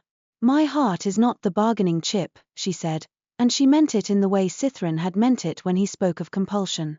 It is mine. Mela nodded once, and the nod held a reluctant respect. That night, Cenara did not sleep. She spent the hours before dawn in a small council chamber, not the grand hall where Rostan held spectacle, but the tighter room where decisions were supposed to be made without applause. Arsene brought stacks of copied writs, still smelling of ink. Mela brought a list of guards he trusted, men and women whose loyalties had been tested by Rostan's cruelty. Cenara listened as if she had all the time in the world, though she felt time pressing against her ribs. When the first pale light crept into the palace windows, she stood. Call the council, she said. They convened in the great hall, not by Rostan's invitation, but by the authority of a queen who refused to ask permission for her own throne. The nobles arrived in a wave of velvet, steel, and suspicion. Some looked outraged. Some looked terrified. Some looked eager, scenting opportunity like blood. Rostan arrived last, of course. He strode in as if the hall were still his stage, wearing the crown on his head now not because he believed it would save him, but because he wanted to force everyone to look at it and remember the old order. His eyes found Cenara at the dais, standing beside the throne rather than behind it, and his smile sharpened. "So," he said, voice ringing, "my niece returns. I assume you have brought proof of your little diplomacy." Cenara did not answer his tone. She answered the room. "Lords of Calbrine," she said, and the hall quieted in startled waves, "you have been told for years that fear is strength. You have watched a king treat the realm as his purse and the people as his punishment." Murmurs rose. A few nobles bristled. Others leaned in. Cenara lifted her hand. Arsene stepped forward, holding the deposition writ in one hand, the archive seal stamp in the other. "By lawful precedent recorded in our own archives," Cenara continued, "a sovereign who endangers the realm by violating ink-bound treaty may be confined by the council and replaced by the next lawful heir. The writ is here. The witnesses are here. Captain Maela Brine stands as oath witness to the confinement." Maela stepped forward and bowed once, formal and unbreakable. Rostan's smile faltered for the first time. "This is treason," he snapped. "It is law," Cenara said, and held his gaze until he looked away. A murmur moved through the hall, different now, not fear, but the uneasy thrill of watching power shift. A nobleman stepped forward, face flushed. Lord Jasper Keen, polished, handsome in a severe way, with eyes that always seemed to be measuring how to use a room. "My queen," he said, and the words sounded like vinegar in his mouth, "if what you claim is true, why did you ride to the border without presenting yourself to the people first? Why negotiate without the council's guidance?" "Because Rostan sent me to fail," Cenara thought. "Because every moment wasted meant a village burned." She answered without letting emotion show. "Because the redress march was already moving," she said. "Because delay would have cost lives. Because a queen's duty is not to preserve noble pride, it is to preserve the realm." Keen's eyes narrowed. "And what exactly did you agree to?" he pressed, too quickly, too hungrily. There it was, the real question. The hook. Cenara lifted the pale ribbon so the front rows could see the braided scripts. The hall leaned as one organism. "A provisional bond," she said. "The march has halted." A shock ran through the nobles. Relief flashed on some faces. Suspicion hardened on others. "And the terms?" Keen demanded. Rostan's voice cut in, smooth and poisonous. "Tell them," he said, eyes glittering. "Tell them what you traded. Tell them what you pledged to a dark elf general." Cenara let the room feel the weight of the moment. She could have softened it. She could have lied around it. But lies were rot, and she had just watched rot crack a treaty stone. She lifted her chin. "A marriage alliance," she said clearly. For a heartbeat, the hall did not react. As if their minds refused to fit the words into reality. Then it erupted. Voices rose, overlapping outrage, disbelief, fear. Someone shouted betrayal. Someone else shouted peace. A chair scraped loudly as a lord surged to his feet. A lady pressed a hand to her mouth, eyes huge. Rostan's smile returned, triumphant. Keen looked as if he had been given a gift. Cenara waited. She did not flinch. She did not raise her voice above the chaos. She simply stood and let them spend their shock like spilled water. When the noise began to thin, when breath ran out and outrage turned to listening, Cenara spoke again. "This alliance prevents war," she said, voice carrying with calm authority. "It binds our borders under shared consequence. It forces law to hold both crowns accountable. It restores the treaty's structure rather than letting it recoil and punish our people." A noblewoman shouted, "You would bind us to them." Cenara's gaze swept the hall. "We have been bound to them for 300 years, she replied. "By treaty. By trade. By border. Your fear does not change geography." Rostan laughed. "Listen to her," he said, spreading his hands. "She thinks herself wise because she has read a few books. She has thrown Calbrine into the arms of monsters, and she calls it duty." Cenara turned her eyes to him, and the hall's attention followed like a tide. You broke the treaty, she said, voice quiet. You moved stones. You ordered illegal mines. You injured the ink-bound seal. Rostan sneered. And yet the world has not ended. It is beginning to crack, Cenara said, and lifted a hand toward Arsene. Arsene stepped forward, unrolling a vellum with careful precision. It showed the treaty's seal script, 2 tongues braided. And beside it, Arsene placed a charcoal rubbing taken from the cracked treaty stone at Lumenford. The rubbings showed the fraying of the script around the crack, blurred lines, broken curves. A hush fell again, deeper this time. Even nobles who knew nothing of magic understood the language of a cracked foundation.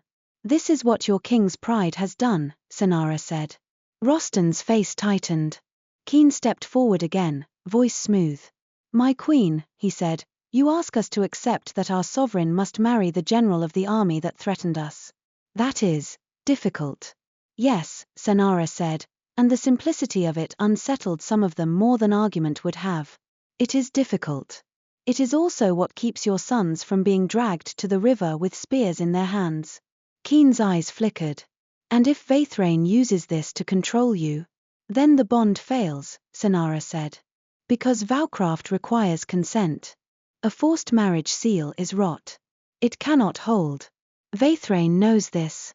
There were murmurs, some skeptical, some thoughtful. Rostan's lips curled. Do you hear her? He hissed. She speaks of consent like a lovesick girl. You cannot trust dark elves with law. They will twist it. Cenara's voice stayed level. They respect structure, she said. Which is more than can be said for you. Rostan's eyes flashed. For a moment it looked like he might lunge. Then Mela moved, just slightly, a guard's shift. Not a threat, an assertion of reality. Rostan saw it. His face changed. He looked around and, for the first time, recognized that the room was not entirely his. Cenara seized the moment like a hand closing around a rope. I will take the oath of office, she said. Here. Now. Before witnesses. In our tongue and in Veythraen's. The hall stirred. Someone muttered that it was unprecedented. Someone else whispered that it was necessary. Arsene lifted a fresh parchment, the oath script arranged in careful lines. Her hands did not shake. Cenara stepped forward. The throne loomed behind her, heavy with all the years Rostan had sat on it like a curse. She did not look at the throne. She looked at the people. I, Cenara Merrowic, she said, and her voice carried to the rafters, accept the office of sovereign under the laws of Calbrine. I vow to preserve the realm, to guard its people, to uphold ink-bound treaty and lawful structure, and to submit my will to the limits that keep power from becoming cruelty. She spoke the second half in Veythraen's tongue, not flawlessly, but clearly enough that the shape of the words held. The hall listened as if hearing a spell. When she finished, the air seemed to settle. Not with fireworks. With a quiet weight, like stone placed carefully in place. Arsene pressed the archive seal to the parchment. Wax cooled. Witnesses stepped forward, some reluctant, some grimly resolved. Mela's name was first, bold in black ink. Rostan stared as if he had been punched without being touched. You cannot, he began. I have, Cenara said. Keen's gaze stayed fixed on her, calculating. She could feel him counting angles, measuring profit. Rostan's face twisted, then smoothed into something almost serene. Very well, he said softly, and the softness was the most dangerous sound in the hall. Let us see how long your little structure holds. He turned and walked out with a dignity he had not earned, as if leaving by choice rather than being removed by law. Several nobles watched him go, faces tight with uncertainty. Cenara let him leave. For now. By midday the palace was a nest of whispers. Cenara moved through it like a winter current, issuing orders with calm precision. Rostan was confined to deeper quarters, guarded by those Mela trusted. Keen and his allies were watched. The city gates remained open, but patrols doubled. And in the midst of all the logistics, Cenara did something she had not expected to do. She wrote. Not a proclamation full of swelling words. A letter, short, structured, clear. She addressed it to General Sythren Vael-Korr and sent it by the fastest rider she could spare. It contained 3 things: confirmation of her public oath, a request for safe passage for a diplomatic delegation, and an acknowledgement, precise and unadorned, of the halt at Lumenford.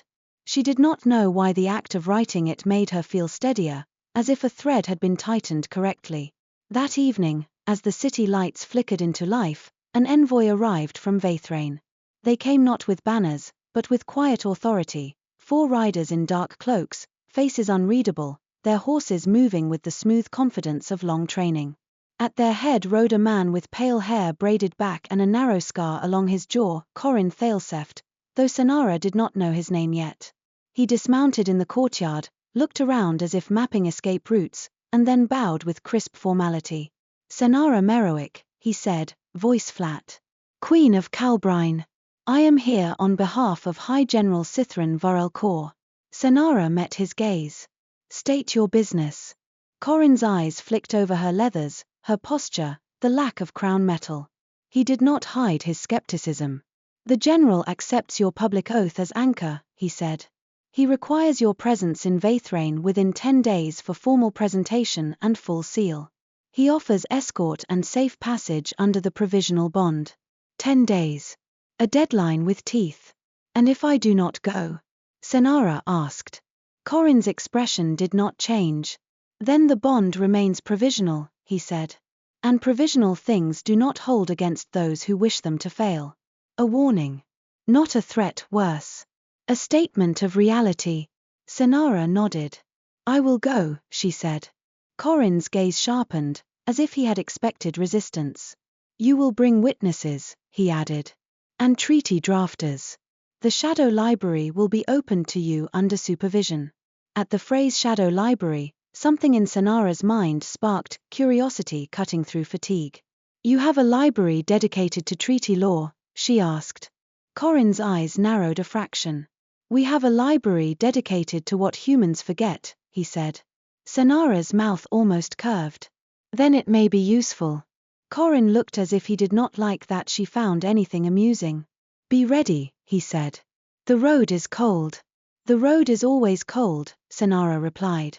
He held her gaze for a beat longer, then bowed again and turned away, leaving the sense of Veythraen's presence lingering in the palace like a shadow cast by a new sun.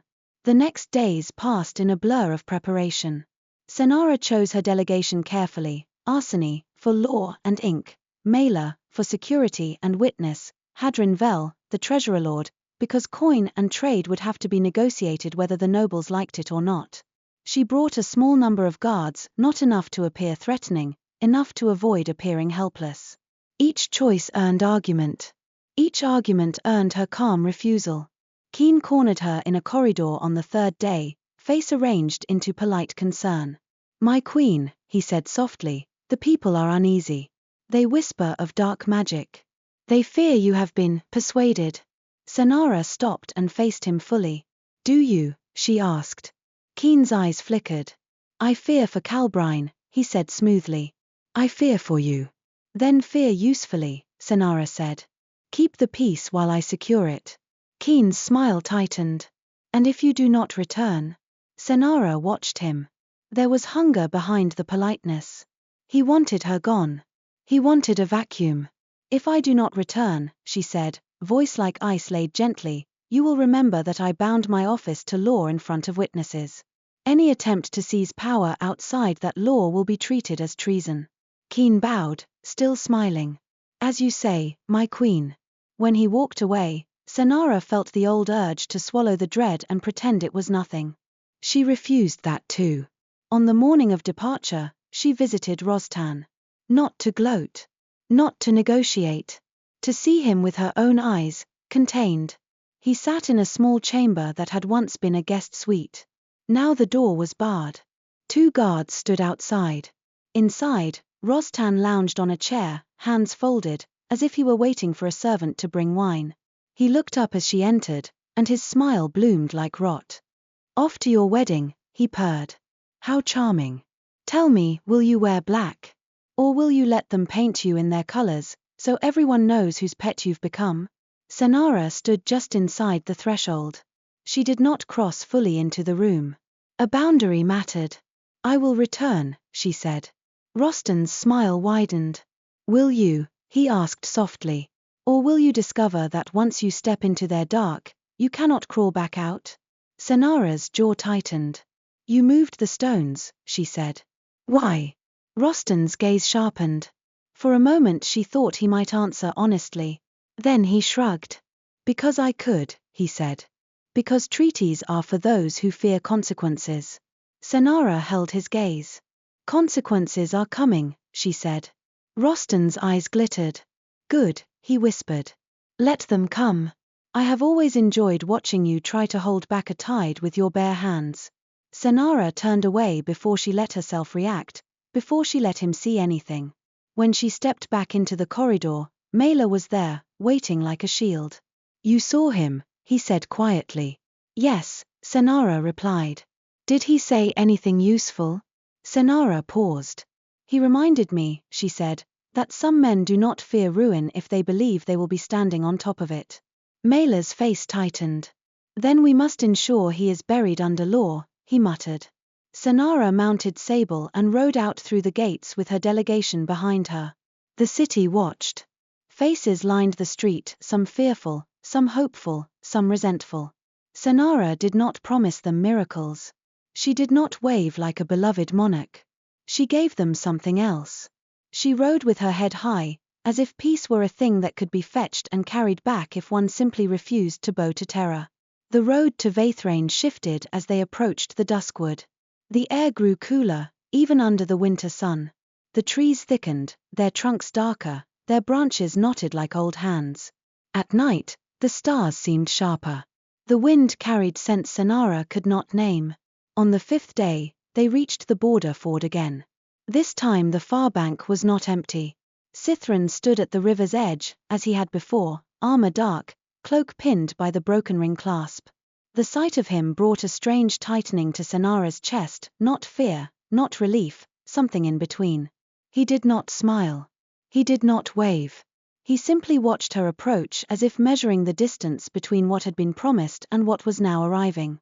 Cenara dismounted at the ford's edge. Her delegation halted behind her. Arsene clutched her satchel. Hadrin looked as if he might faint. Mela stood at Cenara's shoulder, steady. Cenara stepped onto the first stone. The river chattered, cold and quick, but the air felt different than before, as if the provisional bond had altered the seam of the world. Sythren's gaze stayed fixed on her as she crossed. When she reached the far bank, he bowed again, measured, acknowledging. Not courtly. Not mocking. Simply correct. Queen Cenara, he said. His voice was lower up close, less a proclamation and more a controlled thread. You came. I said I would, Cenara replied. Sythren's gaze flicked briefly to her delegation, then back to her face. You brought witnesses, he noted. Yes, Cenara said. And an archivist. And a treasurer. If we are to bind two realms, we should not pretend money and ink do not matter. A flicker crossed Sythren's eyes. Not amusement exactly, but something like respect. Agreed, he said. He turned and gestured, and behind him Veythraen riders shifted into formation, quiet as snowfall. No clatter of armor, no shouted orders. Everything moved like a practiced script. As they began to ride, Cenara felt the first true weight of what she had done. The land on this side of the border was different, not in the way a story said dark as if it meant evil, but in the way a place held its own rules. The trees grew thicker, their needles longer, their shadows deeper. The road was smoother than she expected, stone-laid and carefully maintained. Runestones stood at intervals, their inscriptions subtle, the magic in them humming softly like a held breath. By the second night, they reached Veythraen's outer city. It was not a nest of spires like Calbrine. It was layered stone and carved terraces set into a hillside, with bridges arching between levels like ribbons of dark slate. Lanterns glowed in recessed alcoves, their light a soft silver rather than yellow. Water ran through channels carved into the streets, murmuring constantly, as if the city itself spoke in a low voice. Cenara watched it with a scholar's attention and a ruler's caution. Sythren rode beside her, a half-length back, not crowding, not distant. Close enough to be considered with her. Close enough that others would see it and take note. As they entered through the gate arch, the guards did not shout. They simply inclined their heads in unison, a silent recognition of their general and the woman riding with him. Cenara felt a prickle along her skin. Witness. A crowd gathered at a distance, not pressing close, not cheering. Watching. Dark elf faces turned toward her, expressions unreadable, eyes bright with curiosity or suspicion. Sythren's voice came low, meant only for her. "Do not look away," he said. Cenara kept her gaze forward. "I wasn't planning to," she replied. Something in Sythren's posture eased by a fraction. "Good," he said. They rode to a high terrace where a hall of dark stone rose, its entrance framed by carvings that looked like braided script rather than flowers or beasts. This was not a place built for comfort. It was built for record. Inside, the air smelled faintly of ink and cold stone. At the far end of the hall stood a woman in layered robes the color of midnight, her hair pulled back with a clasp of pale metal. Her face was calm in a way that suggested she had never wasted emotion on the unworthy. When she stepped forward, the room shifted to make space for her without being told. "Veythraen," Sythren said, bowing slightly. The woman's gaze moved to Cenara, slow and assessing. "Cenara Merrowic," she said in flawless human tongue. "Queen, by your claim." "By witness and law," Cenara replied. Veythraen's mouth curved faintly, not into a smile but into acknowledgement of the precision. "Then we shall test it," she said. Cenara's delegation stiffened. Arsene stepped forward, clutching her satchel like a shield. Veythraen's gaze flicked to Arsene. "You brought an oath archivist," she observed. "Yes," Cenara said.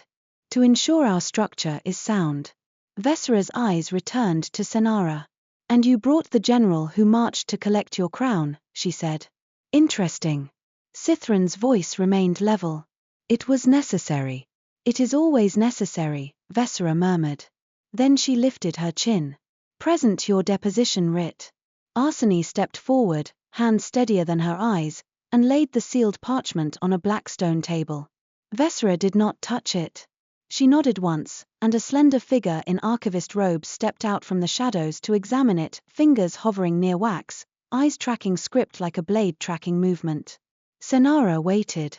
Her face remained composed, but her pulse beat steady and strong. "Not fear." "Not quite." The archivist murmured something in Veythraen's tongue and nodded. Veythraen's gaze returned to Cenara. "Your law recognizes you," she said. "Now Veythraen must decide whether to accept you as anchor." Cenara's throat tightened. "And if Veythraen does not?" Veythraen's eyes held hers. "Then your provisional bond becomes a pause before war," she said calmly. "Not peace." Cenara felt the weight of the room press in. She was in a hall built for record, and every face watching her was a witness to whether she would fold. She took a breath, then spoke in Veythraen's tongue, careful and clear despite her imperfect fluency. "I do not ask Veythraen to forget what Calbrine has done," she said. "I ask you to accept that I am not my uncle. I have bound my office to limits because I believe power without limits is ruin. I have come to repair the structure, not to claim innocence." When she finished, she saw a ripple in the crowd, not approval, not warmth. Attention. Veythraen studied her for a long moment. Then Veythraen said, "You speak our tongue as if it matters." "It does," Cenara replied, switching back to human. "Language is how we build the world. If we do not share words, we will share only war." Veythraen's eyes narrowed slightly, as if she disliked being impressed. "Very well," she said. "You will be presented under witness. The Shadow Library will open under Keeper Veythraen. You will draft your two-crown accord. And you will do it while our city watches whether you are steel or smoke." Cenara inclined her head. "Agreed." Sythren's voice came low again, meant for her alone. "You held," he said. Cenara's fingers tightened once at her side. "I am tired of breaking," she replied.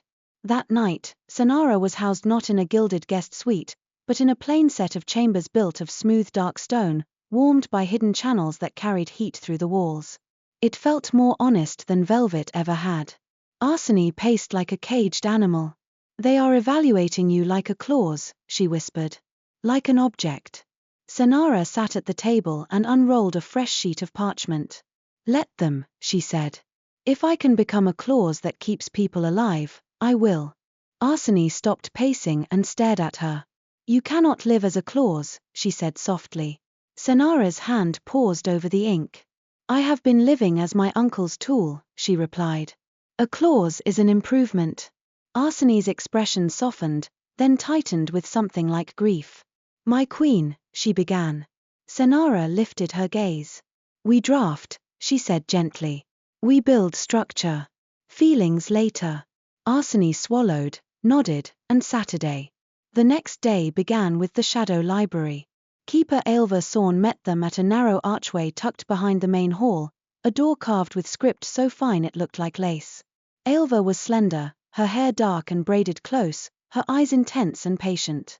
She bowed to Sythren first, then to Cenara with careful neutrality. Enter, Aelva said. But understand this, the library is not a weapon rack. You do not take what you do not understand. Cenara inclined her head. Agreed. Inside, the air changed. It smelled of vellum, wax, and something faintly metallic, price ink. Shelves rose in tall, shadowed tiers. Lantern light glowed silver along carved inscriptions. Tables sat in pools of light, and in those pools, books lay open like sleeping creatures. Cenara felt a sharp, unexpected ache of longing. Not for romance. For knowledge. For the quiet certainty that something in the world could be made stable if one understood its structure. Sythren stood a few steps away, watching her with a look she could not name. You like this, he said quietly. Cenara didn't deny it.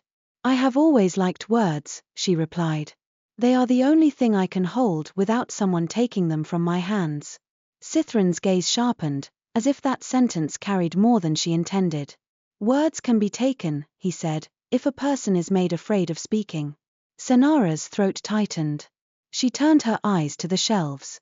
Yes, she said. Aelva set a stack of volumes on the table. Treaty structures, she said. Bilingual seals. Historical accords between Veythraen and human houses. And, she hesitated, then added, records of forged seals. Arsene's head lifted sharply. Forged seals, she echoed. Aelva's gaze flicked to Sythren. It is relevant, she said flatly. Sythren nodded once. Show them, he said. Aelva opened one of the volumes to a page marked with brittle red wax. The script there was warped, letters twisted slightly, as if written by a hand that did not understand the language but tried to mimic it. This is rot script, Aelva said. The product of coercion and false anchor. Arsene leaned in, eyes wide.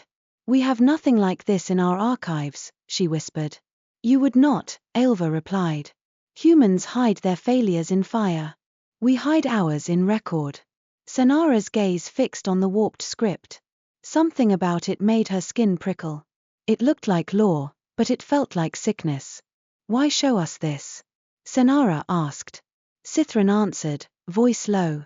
Because your border stone cracked, he said.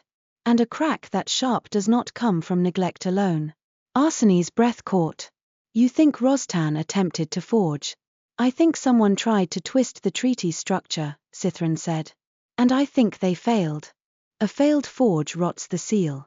Cenara felt cold settle in her stomach. She had assumed Rostan's breach was greed and arrogance. But forging an ink-bound seal was not a tantrum. It was a plan. Who would help him? Hadrin asked faintly, sounding as if he'd like to vanish into the floor. Cenara's mind moved fast. Someone with access to archives. Someone with knowledge. Someone with motive. Her gaze flicked to Arsene. Arsene stiffened at once. No, she whispered, horrified. My queen, no. I didn't say you, Cenara said quickly, and felt a rare flash of regret that her mind had gone there at all. But someone used the same corridors you walk. Arsene's eyes glistened with furious humiliation. He demanded records, she said hoarsely. He demanded, she stopped, swallowed. There was a day, months ago. He ordered me to bring older treaty variants. Drafts that were never sealed. I told him they were unstable. He laughed and said instability was useful. Cenara's jaw tightened. We need to know which drafts, she said. Arsene nodded, breathing hard. I can reconstruct the list, she said. If my memory holds. Sythren watched Cenara, his expression sharpening into command. If this is true, he said, then your uncle's breach is not merely insult. It is attempted domination. Cenara's hands curled into fists beneath the table. Then he will not stop, she said. Aelva's voice cut in, quiet and severe. Nor will ours, she said. There are those in Veythraen who profit from war. They will not forgive you for preventing it. Sythren's gaze did not leave Cenara. Peace makes enemies, he said. Cenara lifted her chin. Then we will face them, she replied. The words were simple. They were also, she realized, a shift. In Calbrine she had faced enemies alone, always watching her back, always measuring how to survive. Here, with Sythren beside her, the sentence felt different. They spent the day drafting. Arsene and Aelva argued over clauses like two hawks circling the same prey, precise, relentless. Hadrin sweated over trade terms and grain routes, muttering about tariffs as if they were curses. Mela stood like a carved statue at the edge, watching every shadow. Cenara and Sythren worked at the center table, their heads bent over parchment. Sythren's handwriting in human tongue was controlled and sharp, each line angled with soldierly discipline. In Veythraen's script, his hand moved with a smoother confidence, the letters flowing like restrained music. Cenara watched him write and felt, unexpectedly, a kind of quiet envy. Not of his power. Of his certainty. You draft like you command, she observed. Sythren's pen paused. And you command like you draft, he replied, eyes lifting to meet hers. Carefully. With pressure where it matters. Cenara's mouth almost curved. Almost. A silence settled between them that was not uncomfortable. It was, aware. Like two people acknowledging a bridge between them and choosing not to sprint across it. Later, when the others stepped away to eat, Cenara remained at the table, staring at a clause that defined shared jurisdiction for border crimes. Sythren returned with 2 cups of something steaming. He set one near her hand without comment. Cenara looked at the cup. What is it? Bitterleaf tea, he said. It keeps the mind from drifting. Cenara lifted it, sipped, and grimaced at the sharpness. It tastes like punishment, she said. Sythren's mouth twitched, an almost smile, quickly controlled. Then you are accustomed to the flavor. The words should have been harsh.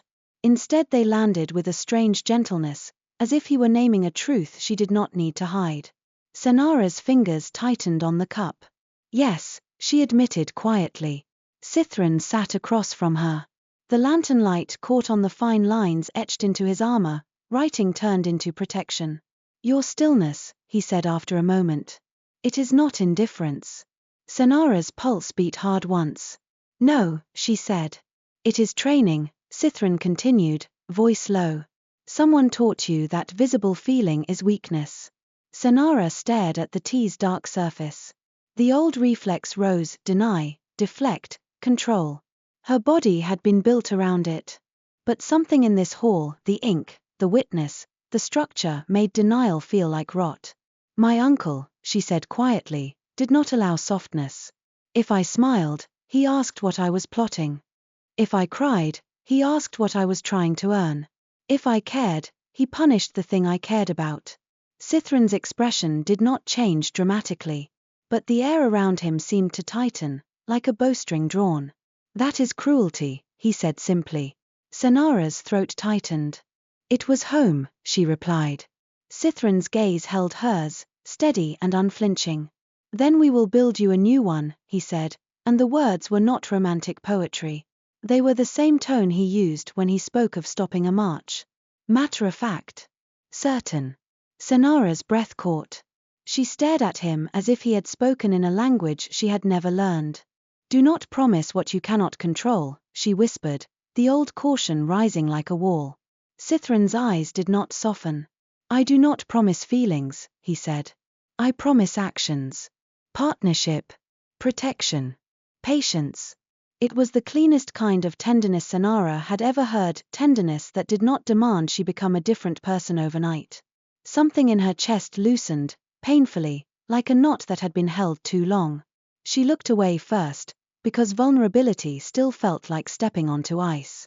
Then, she said, voice steadier than she felt, we should finish drafting the clause before your patience is tested by my perfectionism. Sythren's almost smile returned, faint and brief. Agreed, he said. That evening, they presented the first draft of the Two-Crown Accord to Veythraen. Veythraen read in silence, eyes moving over both scripts with effortless fluency. The hall was still. Even the torches seemed to hold their breath. When Veythraen finished, she looked up. This is strong, she said, and the admission sounded like a stone being reluctantly placed in the right spot. It limits both crowns. It opens trade without tribute. It creates courts without domination. She paused, gaze sharpening. Which means it will be attacked. Cenara met her gaze. We know, she said. Veythraen's eyes flicked to Sythren. And you, she said, have tied your reputation to this. Sythren's voice stayed level. Yes. Veythraen's mouth curved faintly. Then I will assign watchers, she said. Not to protect you. To protect the structure. Cenara almost smiled again. Almost. As they left the hall, Mela fell into step beside Cenara, face grim. My queen, he murmured, our messenger returned from Calbrine. Cenara's stomach tightened. What news? Mela's eyes flicked around, then lowered his voice further. There was an attempt, he said. At the palace gates. Men claiming to restore the king. They were stopped. Barely. Cenara's jaw clenched. Keen, she said, and it was not a question. Mela nodded once. He did not appear himself, he said. But his allies were among them. Cenara felt the ground shift beneath her, not physically, but politically. She was absent, and already the vacuum was being tested. Sythren's gaze sharpened. How many? He asked. Enough to prove intent, Mela said grimly. Not enough to win outright. Yet. Cenara's fingers curled. Rostan is not content to wait, she murmured. No, Sythren agreed. And neither are those who profit from your absence. They returned to the Shadow Library the next morning with urgency thick in their bones. Aelva brought additional volumes, records of past peace attempts, patterns of sabotage, names that appeared too often in the margins like stains. As they worked, Arsene suddenly went still, her finger hovering above a line of script. My queen, she whispered. Cenara leaned in. What is it? Arsene's eyes were wide. A rot script pattern, she said, voice tight. This curl here, this misaligned term of consent. It matches a flawed draft variant from Calbrine's archives. Cenara's heart beat hard.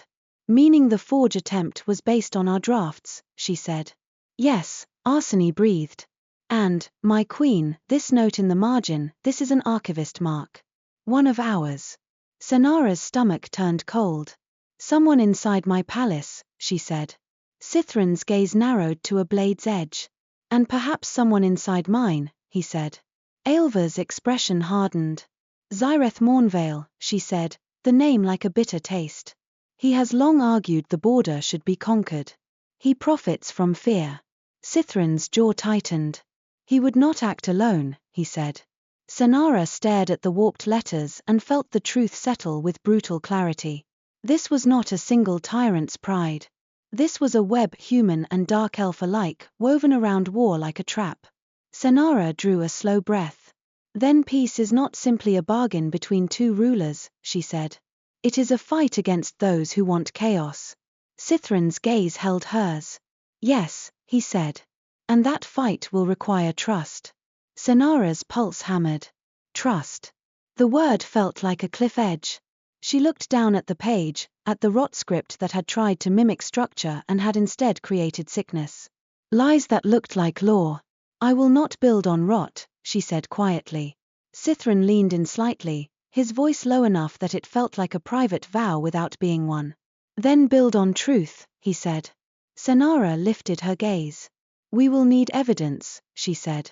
Proof that cannot be dismissed as rumor. We will gather it, Sythren replied. And we will need to survive long enough to use it, Mela added grimly. Cenara's mouth tightened. Yes, she said. They worked late into the night, assembling a ledger of names, marks, draft variants, and trade patterns that suggested sabotage. Arsene wrote until her fingers cramped. Aelva moved like a shadow, pulling records from shelves as if she had always known where they hid. Hadrin muttered about shipments that had vanished before reaching border towns. Sythren remained steady through it all, a presence that did not demand attention but anchored the room. At last, when the lanterns burned low and even ink seemed tired, Cenara set her pen down. "We have enough to begin," she said, voice hoarse. Sythren's gaze stayed on her. "You should rest," he said. Cenara almost laughed at the impossibility. "If I rest, Calbrine burns in my absence," she replied. Sythren's voice stayed calm. "If you do not rest, you will collapse," he said. "And then Calbrine burns anyway." Cenara stared at him. It was infuriating, the simple logic. She pushed back from the table and stood, feeling the weight of exhaustion settle into her bones now that she allowed it. Sythren rose as well, not looming, simply standing beside her as if that were where he belonged. He did not reach for her. He did not touch her. The restraint was its own kind of respect. Cenara's voice came quiet. "You stop yourself," she observed. Sythren's gaze sharpened slightly. "From what?" "From making this easier," she said, and the admission cost her more than any clause they had drafted. "From pressing too close. From demanding anything." Sythren was silent for a moment, as if choosing his words with the same care they used for treaties. "Because you were forced for years," he said at last. "I will not be another force." Cenara's throat tightened. She looked away, because if she met his eyes too long she might do something unwise, like let him see how much that mattered. "Thank you," she said, the words bare and honest. Sythren's voice went even softer. "Cenara," he said, and this time he did not add queen. The lack of title was not disrespect. It was intimacy with boundaries. Cenara looked up. Sythren lifted one hand, not to touch her face, not to claim, simply to hold out the pale ribbon of the provisional bond, which he had kept tucked inside his cloak. In the lantern light, the braided scripts shimmered faintly. "This began as law," he said. "It remains law. But law does not have to be cold." Cenara's breath caught. He held the ribbon between them like a bridge that could be crossed or not, by choice. Cenara lifted her hand and took the other end. Their fingers did not touch. The ribbon did. And yet the contact felt like the cleanest kind of closeness, shared weight, shared intent, no force. Cenara's voice came steady, though her heart was not. "We will expose them," she said. "Keen. Rostan's helpers. Your Mournveil." "We will," Sythren agreed. Cenara held his gaze, and for the first time she let something unguarded flicker through her expression, tiredness, resolve, and a fragile, stubborn faith that she could build something that did not break. Sythren's eyes softened by a fraction, like steel warmed but not melted. "Rest," he said again. "For a few hours. Then we continue." Cenara nodded once. As she turned to leave, the ribbon slid through her fingers, and she felt that quiet thread again, drawn taut between two people who had begun as enemies and were becoming something else, something built slowly and carefully like a treaty meant to last. Outside the library, the city's silver lanterns glowed against the winter dark. And somewhere beyond those lights, enemies on both sides were sharpening knives for the structure she was trying to build. Snow fell the morning the city decided whether to witness peace or spit it out. It wasn't a storm, just a steady, quiet drift that softened edges and made even hard stone look gentler than it was. Cenara watched the flakes from the narrow window of her chambers while Arsene checked the seals on their latest draft for the third time, lips moving as she mouthed clauses like prayers. In the corridor beyond, Veythraen guards moved with their usual soundless precision. The watchers Veythraen had assigned were everywhere and nowhere, present in the way a room felt different when someone could record your every breath. Cenara had grown up beneath watchers. She knew how to live with the sense of being assessed. What unsettled her was not being watched. It was being watched while not being alone. Sythren arrived without ceremony, as he always did, no knock, no grand entrance. He simply appeared in the doorway after the guards inclined their heads, cloak dusted with snow, his expression composed. Arsene stopped mid-check and rose too quickly. "General," she said, voice tight with the weight of addressing the man who had once marched to burn their borders. Sythren's gaze flicked to her work. "Archivist," he acknowledged, then looked to Cenara. "Veythraen has convened the hall. The presentation begins at midday." Cenara's fingers tightened around the edge of the window frame. "And the threats?" Sythren's face did not change, but his voice sharpened by a fraction. "Unresolved," he said. "Which is why the presentation cannot be delayed." "Of course. Delay bred rumor. Rumor bred fear. Fear bred knives." Cenara turned from the window. "Then we proceed," she said. Arsene's eyes flashed. "My queen," she began, "if someone is attempting to destabilize the treaty seal, a public gathering is." "A target," Cenara finished, calm. "Yes." Arsene swallowed. "Then why?" "Because peace is also a target," Cenara said. "And if we hide, we teach our enemies that threats work." Arsene's jaw worked as if she wanted to argue, then she bowed, sharp and reluctant. "As you command." When Arsene gathered the parchment case and left to join the other drafters, Cenara remained near the window, watching the last of the snow drift down. Sythren approached and stopped a respectful distance away, not crowding her space. That restraint had become a pattern, one that felt less like distance and more like an offered choice. "The Watchers reported movement," he said quietly. Cenara's eyes stayed on the falling snow. "Whose movement?" "A human courier arrived last night," Sythren replied. "Claiming to bring a sealed statement from your council." Cenara's mouth tightened. "My council would not send a single courier across the border alone." "No," Sythren agreed. Corin questioned him. "The courier carried a wax seal that imitated your archive stamp. Close enough to fool common eyes. Not close enough to fool ours." Cenara exhaled slowly. "Keen," she said. Sythren's gaze sharpened. "We do not have proof," he cautioned. "We have pattern," Cenara replied, and felt the old ache of being right about dangerous things. "And pattern is enough to prepare." Sythren's voice stayed level. "We will have guards within the hall," he said. "Hidden among the witnesses. Your delegation will remain close." Cenara turned her head slightly. "And you?" Sythren held her gaze. "I will stand where I must," he said. Cenara's throat tightened. She hated that his duty always involved being the visible point someone might try to break. She hated more that her duty now did too. "Then I will stand as well," she said. A faint shift crossed Sythren's eyes, approval, restrained. "Good," he said. Cenara surprised herself by asking, "Are you afraid?" Sythren did not answer immediately. His gaze moved to the window, to the snow that made everything look clean. "Fear is useful," he said at last. "It keeps the mind awake." Cenara's mouth almost curved. "I was taught that fear keeps people obedient," she replied. Sythren looked back to her. "Then you were taught by a tyrant," he said, as if naming a fact rather than offering comfort. Cenara's fingers loosened from the window frame. She drew a breath that did not quite shake. "And yet," she said quietly, "I am still here." Sythren's voice lowered. "Yes," he said. "You are." The words were simple. They landed like a hand placed lightly on a shoulder, not claiming, just steadying. At midday, the hall filled. It was not Calbrine's great hall, with its gilded excess and loud banners.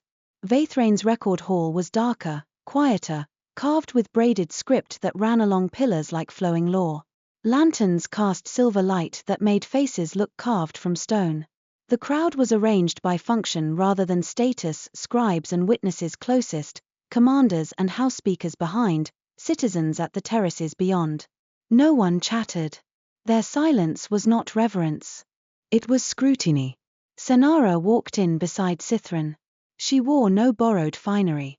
Veythraen had offered ceremonial robes. Cenara had refused. She wore structured dark cloth edged with Calbrine's river silver at the collar, subtle, deliberate, neither surrender nor provocation. Her hair was braided tight. Her hands were bare. She wanted them to see her as she was, a woman who had ridden to a border and spoken into teeth. Sythren's presence beside her was a line in a ledger the room could not ignore. He did not touch her. He did not guide her with a hand at her back. He simply matched her pace, a half-step offset that read as partnership rather than escort. At the front, Veythraen stood before the black stone table, her expression unreadable. The purpose of this witness, Veythraen said, voice carrying without force, is to test whether a human crown may be accepted as anchor under a Veythraen redress clause, and whether a two-crown accord may be drafted without rot. The word rot sat in the air like smoke. Cenara kept her face still. Veythraen gestured to the table. Present the deposition writ. Present the oath. Present the provisional bond. Arsene stepped forward, hand steady, and laid each item down with careful precision. Aelva Sorn stood at her shoulder, silent as a shadow, her gaze keen. A Veythraen oath reader, thin, pale-haired, eyes like pinned ice, hovered hands over the seals without touching, murmuring structure under his breath.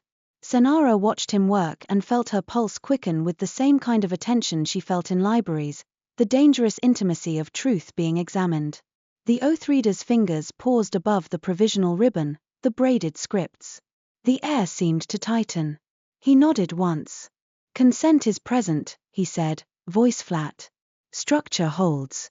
A ripple moved through the hall, not approval, but acknowledgement. The kind of small shift that could become stability. Veythraen's gaze lifted to Cenara. Speak, she said. Not to persuade. To declare.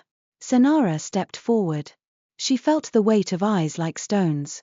She felt the hush that waited for her to stumble. She heard, faintly, the old voice in her head that said warmth would be used against her.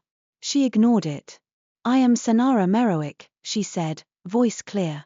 Queen of Calbrine by lawful deposition and witness. I do not come to ask Veythraen to forget harm done. I come to prevent harm from becoming habit. She switched into Veythraen's tongue, careful, deliberate. The words were not elegant, but they were honest. I bind my office to limits, she said.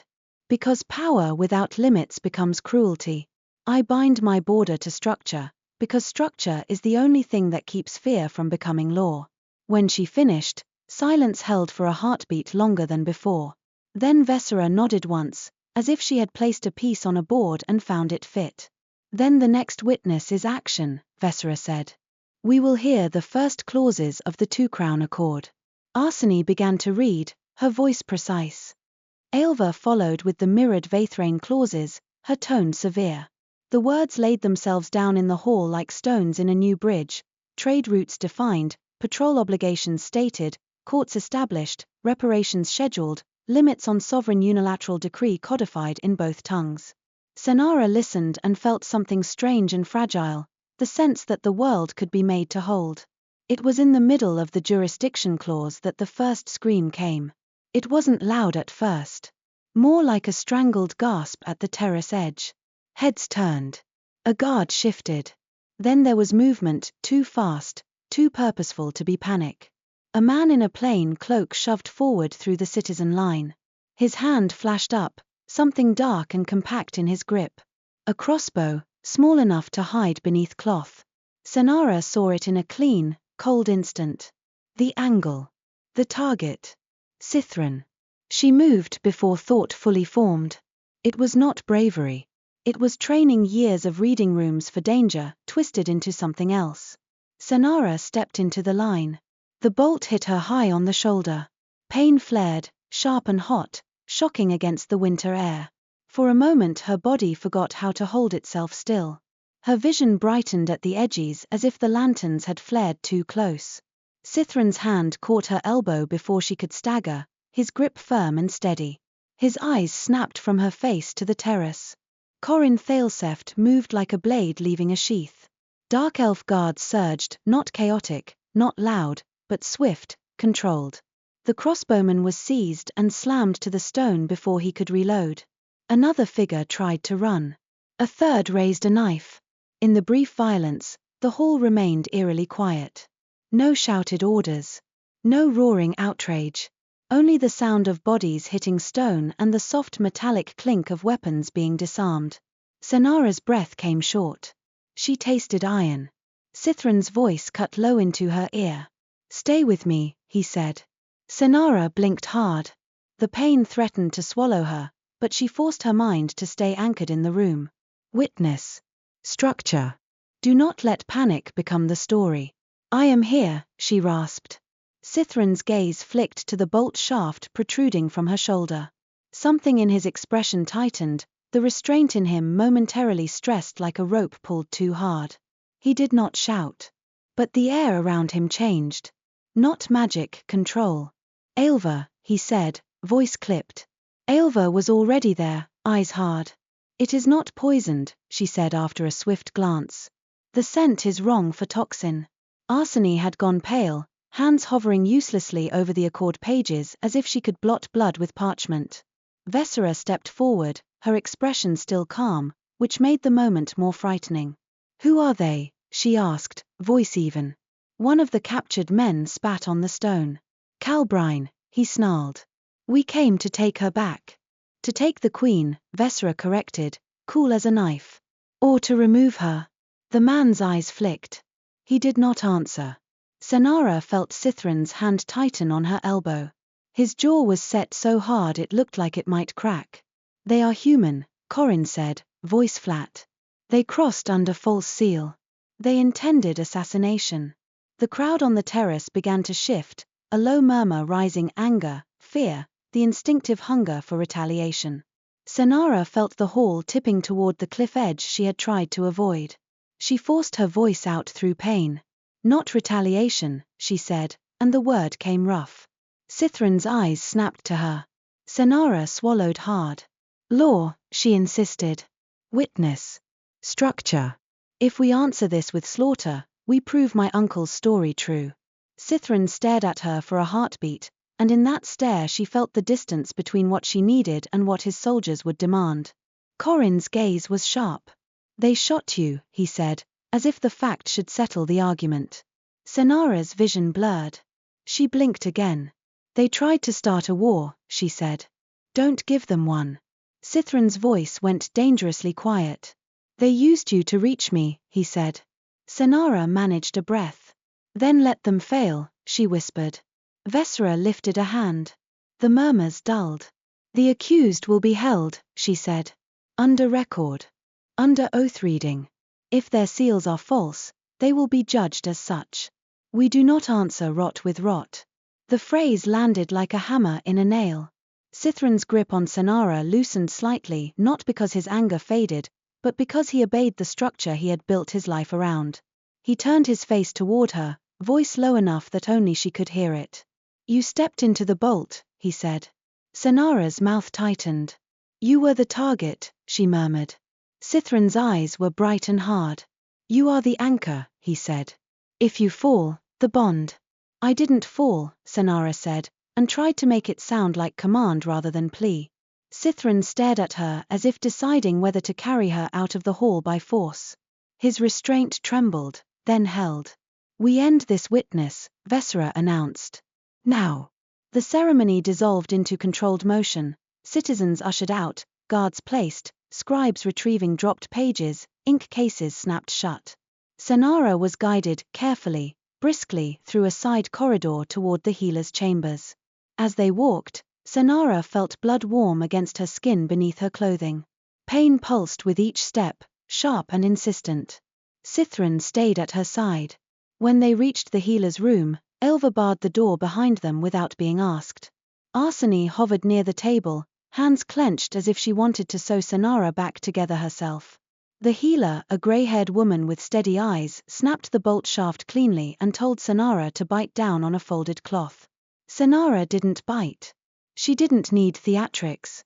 She needed stillness. When the healer pulled the bolt free, pain flared like a white line. Cenara's breath hissed out despite her control.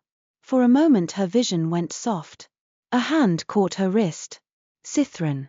His grip was firm, grounding, not possessive.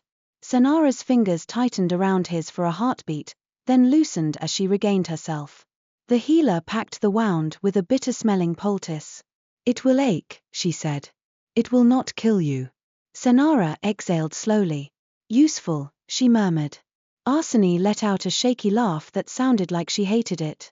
Sythren did not laugh. He stood very still, his attention fixed on Cenara's bandaged shoulder as if he could will the injury away by force of focus. When the healer finally left, taking bloody cloth away, silence settled. Cenara sat on the edge of the cot, one arm held carefully away from her body. She felt drained, pain and adrenaline leaving her hollowed out. Sythren spoke first. "Those men crossed into my city with false seal," he said, voice flat. "They attacked under witness." "Yes," Cenara said. Sythren's jaw tightened. "My commanders will demand response." Cenara's throat tightened, not from pain this time. "And you?" Sythren looked at her, and for the first time since she'd known him, his control looked like it was costing him something. "I want to burn the road they came on," he said quietly. The honesty struck harder than anger would have. Cenara felt something in her chest twist. "And if you do?" she asked. Sythren's gaze flicked away, as if he could see the consequences arrayed like troops. "Then your uncle's narrative wins," he said, voice low. "Then every human who feared me will say they were right. Then every Veythraen who wanted war will cheer." Cenara swallowed. "Then don't," she said, and hated that the words sounded like an order. Sythren's eyes snapped back to her. "Do not speak to me as if restraint is easy," he said, and there it was, friction, sharp and real. "I have spent my life stopping men from turning fear into slaughter. Today they shot you in front of my people." Cenara felt heat behind her eyes and crushed it down out of habit. "I know," she said, voice tight. "And I am not asking you to feel nothing. I am asking you to choose what you told me you believe." Sythren's expression hardened. "And what do you believe?" he demanded. "That law alone will stop knives. That structure will hold if men keep hammering it." Cenara flinched at the word hammering, too close to memory. Her uncle's voice. His hand on the table. Ink spilling like blood. She forced herself to meet Sythren's gaze. "I believe," she said slowly, "that if we abandon the rules because someone breaks them, we become the kind of people who break them first." Sythren's breath went out, harsh. For a moment he looked as if he might say something cutting. Then he stopped. He closed his eyes for a heartbeat, like a man stepping back from the edge of a cliff. When he opened them again, his voice was quieter. "You are bleeding," he said. Cenara's mouth tightened. "I am alive," she replied. "And stubborn," Sythren said, and the faintest edge of something like reluctant admiration slipped into his tone. Cenara exhaled slowly. "We will respond with record," she said. "Expose the false seals. Prove the intent. Let Veythraen judge publicly. Let your people see that you could have answered with violence and chose law." Sythren stared at her for a long moment, then nodded once. The nod did not erase his anger. It harnessed it. "Record," he agreed. A knock sounded at the door, sharp, urgent. Aelva opened it a fraction, and Corin stepped in, his expression grim. "News from Calbrine," Corin said. Cenara's spine stiffened. "Speak." Corin's gaze flicked to her bandaged shoulder, then away, as if refusing to be distracted by injury. "Your uncle is no longer confined," he said. The room seemed to tilt. Cenara's breath caught. "How?" Corin's mouth tightened. "A faction inside your palace," he said. "They staged a disturbance at the gates as cover. Guards loyal to him were moved into position. The confinement door was opened from within." Keen, Cenara thought, cold fury rising. "Where is he?" Cenara demanded. "Gone," Corin replied. "He took the crown circlet." Cenara's stomach dropped, icy and heavy. Arsene made a small sound, hand flying to her mouth. "No," she whispered. "If he has the circlet, Anne. And he has drafts," Corin added. "Your archive wing was breached. Several vellums missing. Including older treaty variants." Cenara closed her eyes for a beat, forcing her mind not to splinter into panic. When she opened them, Sythren was watching her with a look that was sharp, steady, and unmistakably present. "What is he planning?" Sythren asked. Cenara's voice came tight. "He will try to force the treaty to collapse," she said. "He will want recoil. Chaos. He will claim only he can restore order." Arsene's hands trembled. "To trigger oath collapse," she whispered, voice cracking, he needs anchor and false consent. The crown circlet is anchor, but she swallowed hard. But he may need sovereign blood. Or a sovereign vow coerced. Cenara's skin went cold. He will try to take me, she said. Sythren's expression snapped hard. No, he said, a single word like a blade striking stone. Cenara met his gaze. Yes, she said. Because if he cannot make me submit, he will try to make me disappear. And if he cannot do either, he will try to make Veythraen respond violently so the bond fails. Corrin spoke again, voice low. Our watchers intercepted a message, he said. Unsealed, poorly concealed. It mentioned Lumenford. Cenara's heartbeat hammered. He is going to the ford, she said. Arsene nodded, breath shaking. The treaty stones are weakest there. If he lays rot script against cracked structure, it will spread, Aelva finished, eyes hard. Rot loves fractures. Sythren turned toward the door, already moving in his mind. We ride, he said. Cenara pushed herself up from the cot, pain flaring hot through her shoulder. She swayed for a moment, then steadied. Sythren's gaze snapped to her. You will not, he said, voice clipped. Cenara looked at him. I have to, she replied, and the words were not stubbornness for its own sake. They were structure. If he needs sovereign anchor, I am part of the equation whether I like it or not. Sythren's jaw clenched. If you fall, then everything falls, Cenara said, and the truth of it made her voice go softer. Which is why I won't. Sythren stared at her as if he wanted to argue her back into the cot by force. Then he did something else. He stepped closer, close enough that Cenara could feel the warmth of him, not touching, just present. His voice lowered. I will not lose you to your uncle, he said, and the words carried more than law. They carried something personal he hadn't allowed himself to name. Cenara's throat tightened. She forced herself to keep her voice steady. Then don't, she said quietly. Stand with me. Not in front of me. Sythren's eyes held hers for a long, tense heartbeat. Then he nodded once. With you, he said, as if sealing an internal vow. They left Veythraen before dawn. The sky was still black, the stars sharp. The city's silver lanterns glowed behind them as they rode out, a small force moving fast. Sythren, Cenara, Corrin, Mela, a handful of riders chosen for speed and silence. No banners. No drums. Just hooves on stone and the cold air slicing breath into white. Cenara's shoulder throbbed with each jolt, but she refused to slow. Pain was information. It meant she was alive. As they approached the border, the air changed. The cold grew stranger, less winter, more tension. Cenara felt it in her teeth, a faint metallic taste like ink. At Lumenford, the river mist was thicker than it should have been. It clung to the ford stones like wet cloth. The treaty stones on the human bank looked darker, their runes smudged. And the cracked one, Cenara's stomach clenched, was worse. The crack had spread like lightning through stone. Fine fractures webbed outward, blurring the braided script. The air around it hummed faintly, a held breath on the edge of a scream. Arsene dismounted and approached with careful steps, hands lifted slightly as if in deference to the magic's danger. She didn't touch the stone. She didn't need to. It's active, she whispered. The structure is destabilizing. Sythren's eyes scanned the far tree line. He is near, he said. Cenara's breath came short.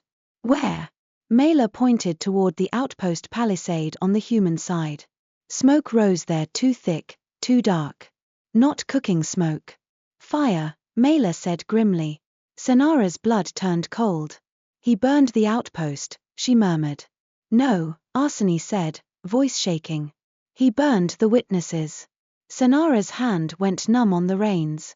Witnesses mattered. Without them, law became rumor. Without them, seals became easier to forge. They rode hard toward the outpost. The palisade gate hung crooked, hacked open. The watchtower was blackened, its top half collapsed. Bodies lay in the snow, guards, villagers, the sergeant who had spoken to Cenara days ago. The snow around them was stained dark. Cenara swallowed hard and forced her mind to stay cold. Grief later. Action now. At the center of the outpost yard, Someone had drawn a circle in spilled ink, too black to be soot, too glossy to be blood. Script was written around it in a twisting braid that imitated treaty language but warped it. Rot script. Cenara felt her stomach lurch. Rostan stood at the circle's edge. He wore the crowned circlet on his head like a dare, the pale metal bright against the ash-smudged morning. His robe was torn at one sleeve, his hands stained with ink. Around him stood half a dozen men in Calbrine armor, faces hard, eyes wild, loyalists who looked like they'd chosen ruin as a home. Rostan turned as Cenara's party rode into view.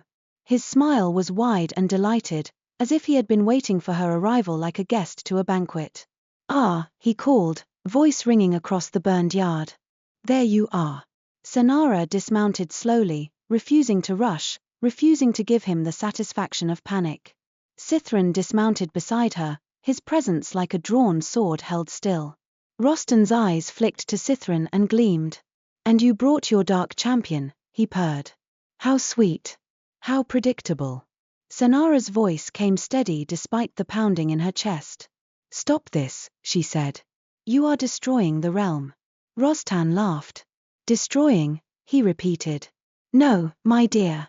I am revealing it. A kingdom is only as strong as the fear that holds it together." Cenara's fingers curled. "You murdered witnesses."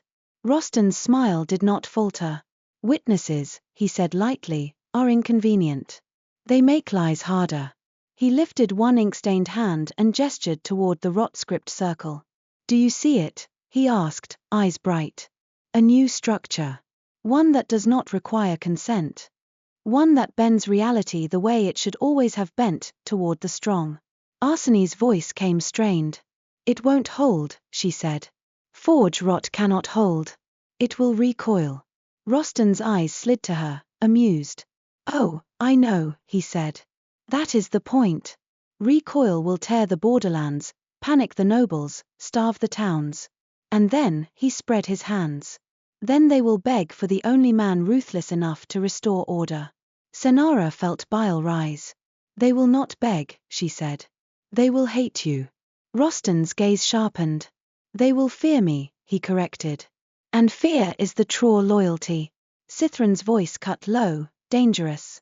"You are attempting to force a seal without consent," he said. "You will rot your own mind." Rostan looked delighted. "General Vael-Korr speaks law," he said. "How quaint." Then Rostan's eyes returned to Cenara, and his smile turned intimate in the worst way, like a hand closing around a throat. "And now," he said softly, "you will fix this for me." Cenara's blood went cold. "No," she said. Rostan's hand lifted, and one of his loyalists dragged a figure forward from behind the tower ruins. A young man, one of the palace scribes Cenara had ordered to copy the deposition writ. His face was bruised, his hands bound, his eyes wide with terror. Cenara's breath caught. Rostan's voice was honey. "You will speak a vow," he said. "You will consent to the new seal. Or I will snap his neck and write the vow with his last breath." Cenara's vision narrowed. This was Rostan's true weapon. Not armies. Not treaties. Hostages. The promise that any softness would be punished. Sythren's body went very still beside her. Cenara felt the old training surge, freeze feeling, preserve control, do what keeps the damage smallest. She tasted iron. Then she heard Sythren's voice, low enough that only she could hear it. "Do not speak," he murmured. "A coerced vow is rot. It will bind nothing cleanly." Cenara's throat tightened. "He'll kill him," she whispered, voice barely moving. Sythren's reply was a thread of steel. "Then we stop him," he said. "Without giving him your consent." Cenara stared at the bound scribe. He looked at her as if she were the last solid thing in a collapsing world. Rostan's smile widened. "Well," he prompted. "My dutiful niece. Show me how valuable your compassion is." Cenara drew a slow breath and stepped forward one pace, just enough to make Rostan think she might obey, just enough to pull his attention tight. Sythren moved at the same time. Not a charge. Not a roar. A blur of controlled violence, Corin and Mela flanking, riders spreading to cut off escape, Sythren's hand lifting in a sharp command that sent his men flowing like shadow around the circle's edge. Rostan's loyalists jerked in surprise. One reached for a blade. Another shoved the scribe closer to the circle as if to use him as a shield. Cenara's voice snapped out, cold and clear, carrying across the yard. Sythren Merrowic, she said. You are no sovereign. You are confined by lawful writ. You have no authority to bind anything. Rostan's eyes flashed. Authority, he spat. I have the crown. Cenara lifted her chin. You have metal, she said. Not witness. Rostan's lips curled. Then I will make witness, he hissed, and raised his ink-stained hand. The rot script circle flared. Not with light like flame, more like the air itself darkening, thickening, as if ink had been poured into the morning. The treaty stones at the ford answered with a groan that Cenara felt in her bones. Fine cracks spidered across the nearest stone in real time. Overthrew coil, waking. Arseny cried out, it's spreading. Cenara's heart hammered. The structure was tearing faster than they could physically stop it. Sythren's voice cut through the chaos, sharp as a blade. He spoke in Veythraen's tongue, an order, a ward phrase, not to dominate but to contain. His soldiers moved to mark the perimeter with breath-binding runes, their hands slicing patterns in the air. It slowed the spread for half a heartbeat. Sythren laughed, exhilarated. Yes, he breathed. There it is.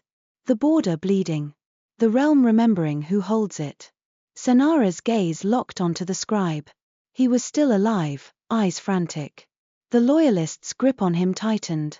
Cenara moved. She did not think about pain. She did not think about her shoulder.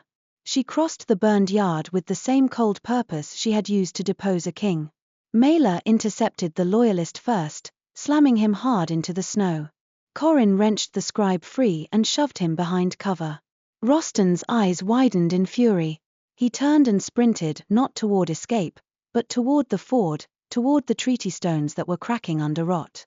Sythren surged after him. Cenara followed, breath burning, boots sliding on snow-blackened earth. The air near the ford was wrong now, thick, metallic, humming. The treaty stones groaned again, a sound like ice breaking underfoot. Sythren reached the cracked stone and pressed his ink-stained palm against the braided script. The rot script pulsed in response.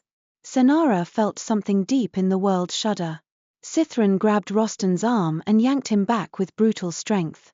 Sythren stumbled, snarling like an animal, and swung a knife hidden in his sleeve. The blade flashed. Cenara's breath caught as it sliced close, too close.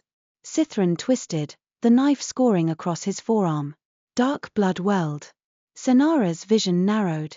Sythren, I'm fine, he snapped, more command than reassurance, and drove Sythren to the ground with a force that rattled bone. Sythren laughed even as he fell. You can't stop it, he gasped. It's already in the stones. Arseny's voice came from behind them, frantic. The ford stones, look. Cenara turned. The treaty stone on the human bank cracked again, a long fracture opening like a mouth. The braided script blurred, as if ink were running underwater. The river mist thickened into a dark veil. Across the borderland, somewhere beyond sight, a low rumble rolled, distant, like thunder. Cenara felt it in her teeth. Oath collapse beginning. Sythren hauled Sythren upright by his collar, eyes like cut glass. End it, he said, voice low and lethal. Call off your rot. Rostan's smile was smeared with blood and joy. I can't, he whispered. Not cleanly. Cenara's stomach dropped. Of course. Rot didn't obey. Sythren's gaze snapped to Cenara, and in that look she saw the truth. They had minutes, not days. The structure was failing. Cenara forced air into her lungs. Then we do it cleanly, she said, voice shaking only slightly. We restore the seal with true consent and true witness. Sythren's eyes held hers, fierce and urgent. At Lumenford, he said. Cenara nodded once, pain and purpose braided together. Now, she said. Behind them, the treaty stones groaned again, louder, and the river mist turned the color of ink. The world did not end with a roar. It began to come apart with a sound like stone remembering it could break. The river mist thickened until it looked almost solid, ink-dark and roiling, crawling low over the ford stones as if the water itself were trying to hide. The treaty stone on the human bank gave another grinding groan, and Cenara felt the vibration in her ribs. Somewhere in the distance, beyond the bend of trees, a muffled rumble rolled through the ground, too deep for thunder, too slow for an avalanche. Overthrew coil had begun to wake. Cenara's breath came sharp and cold in her throat. She tasted metal. Her injured shoulder throbbed in time with the crackling strain in the air, as if her body and the seal had become part of the same failing structure.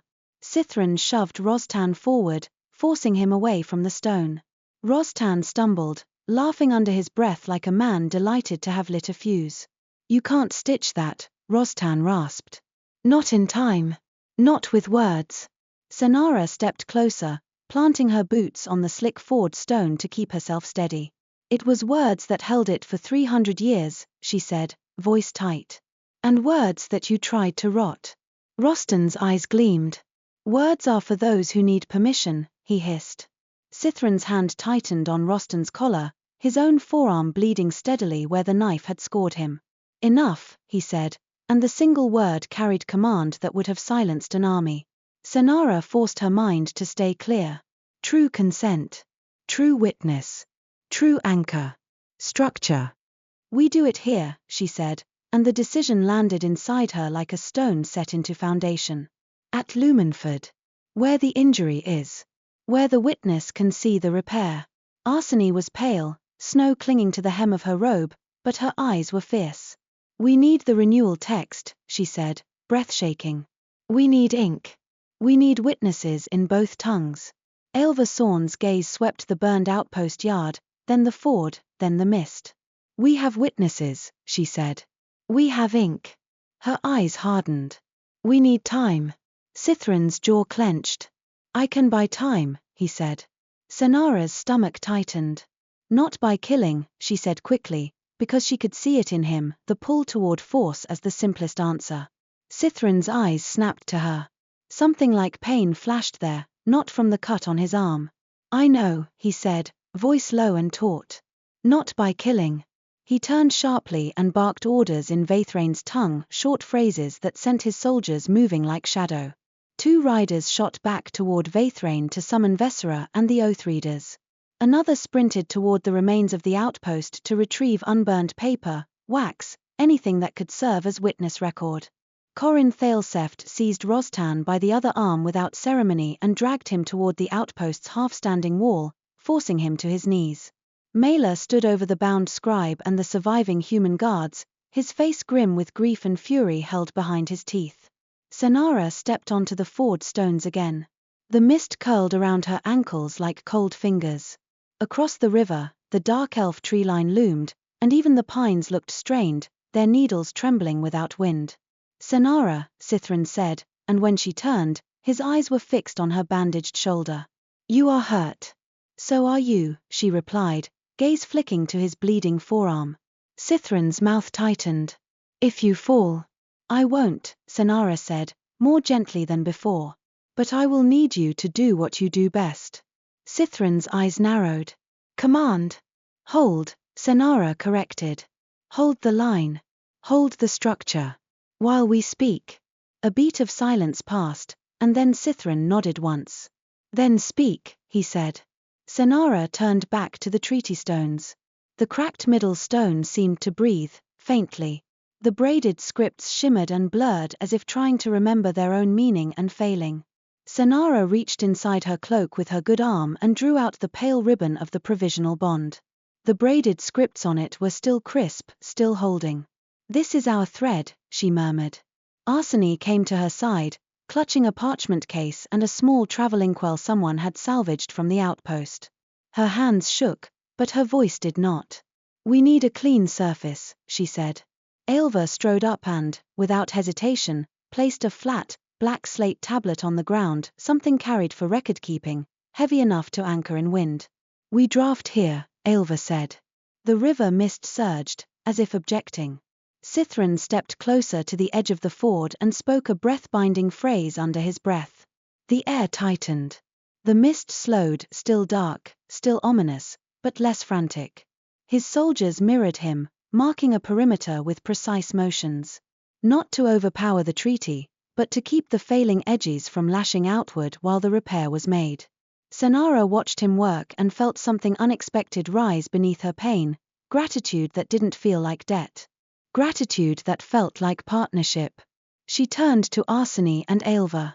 "We use the structure we already built," she said. "The 2 accord clauses. We don't invent new language in panic. We anchor with what is already consented." Arsene nodded hard, flipping to the prepared clauses with ink-stained fingers. Shared patrols. Joint courts. Limits on sovereign decree.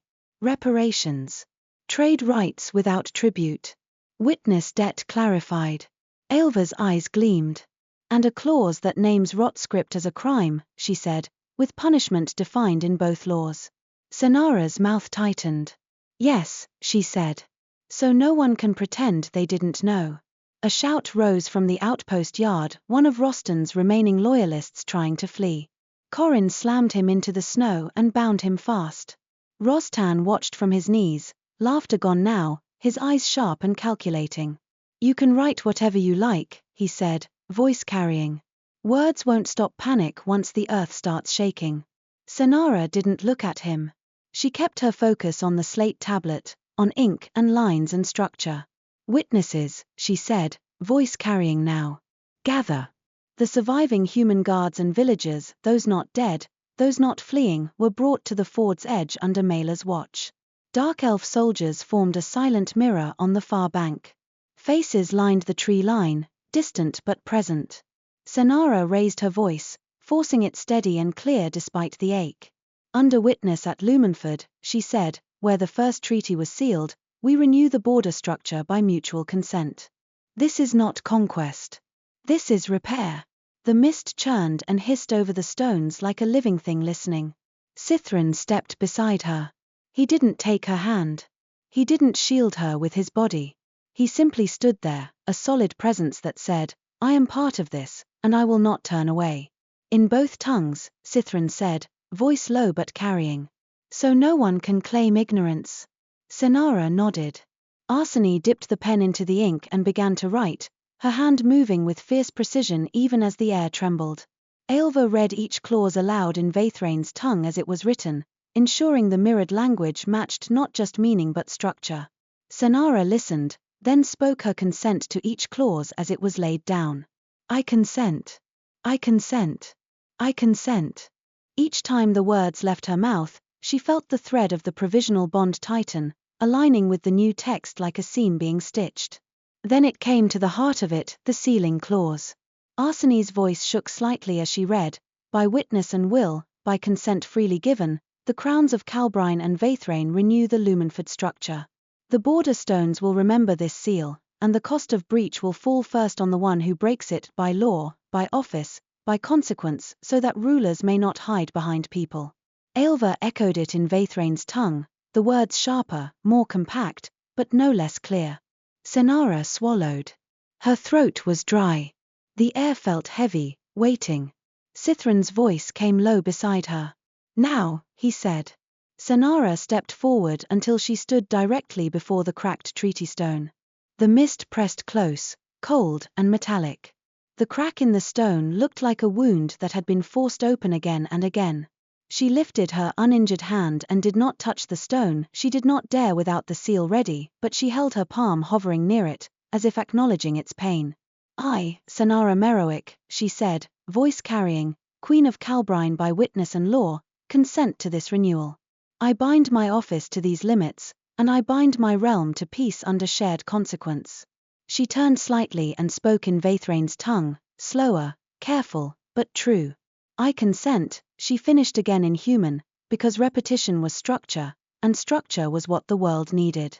Sythren stepped forward beside her, his injured forearm wrapped quickly in cloth, blood seeping through. He held the same hovering posture, not touching the stone, but acknowledging the seal. "I, Sythren Vael-Korr," he said, "by the authority of Veythraen under redress march, consent to this renewal. I bind my command and my house to these limits. I bind my realm to peace under shared consequence." He echoed it in human tongue, deliberate and precise. The air tightened. Arsene's breath hitched. Aelva's eyes narrowed, keen and relentless, as if she could see the structure settling into place. Cenara felt something shift, subtle, deep. Not a flash. Not a spark. A settling, like stones finally fitting into the right grooves. The mist recoiled. Not exploding outward, but pulling back, as if a tide had been given a new shoreline. The dark ink color thinned to gray. The humming in the air softened. The treaty stone's crack remained, but the spreading fractures stopped. The blurred script sharpened slightly, as if the stone had remembered how to hold itself. Across the borderland, the distant rumble faded into a heavy silence. Cenara's knees nearly buckled with relief she refused to show. She drew a slow breath, and her lungs finally filled without tasting metal. Sythren exhaled too, one controlled breath, as if he had been holding his own fear behind his teeth. It held, Arsene whispered, voice trembling with awe. Aelva's mouth tightened. Of course it held, she said, as if to deny the emotion in her own chest.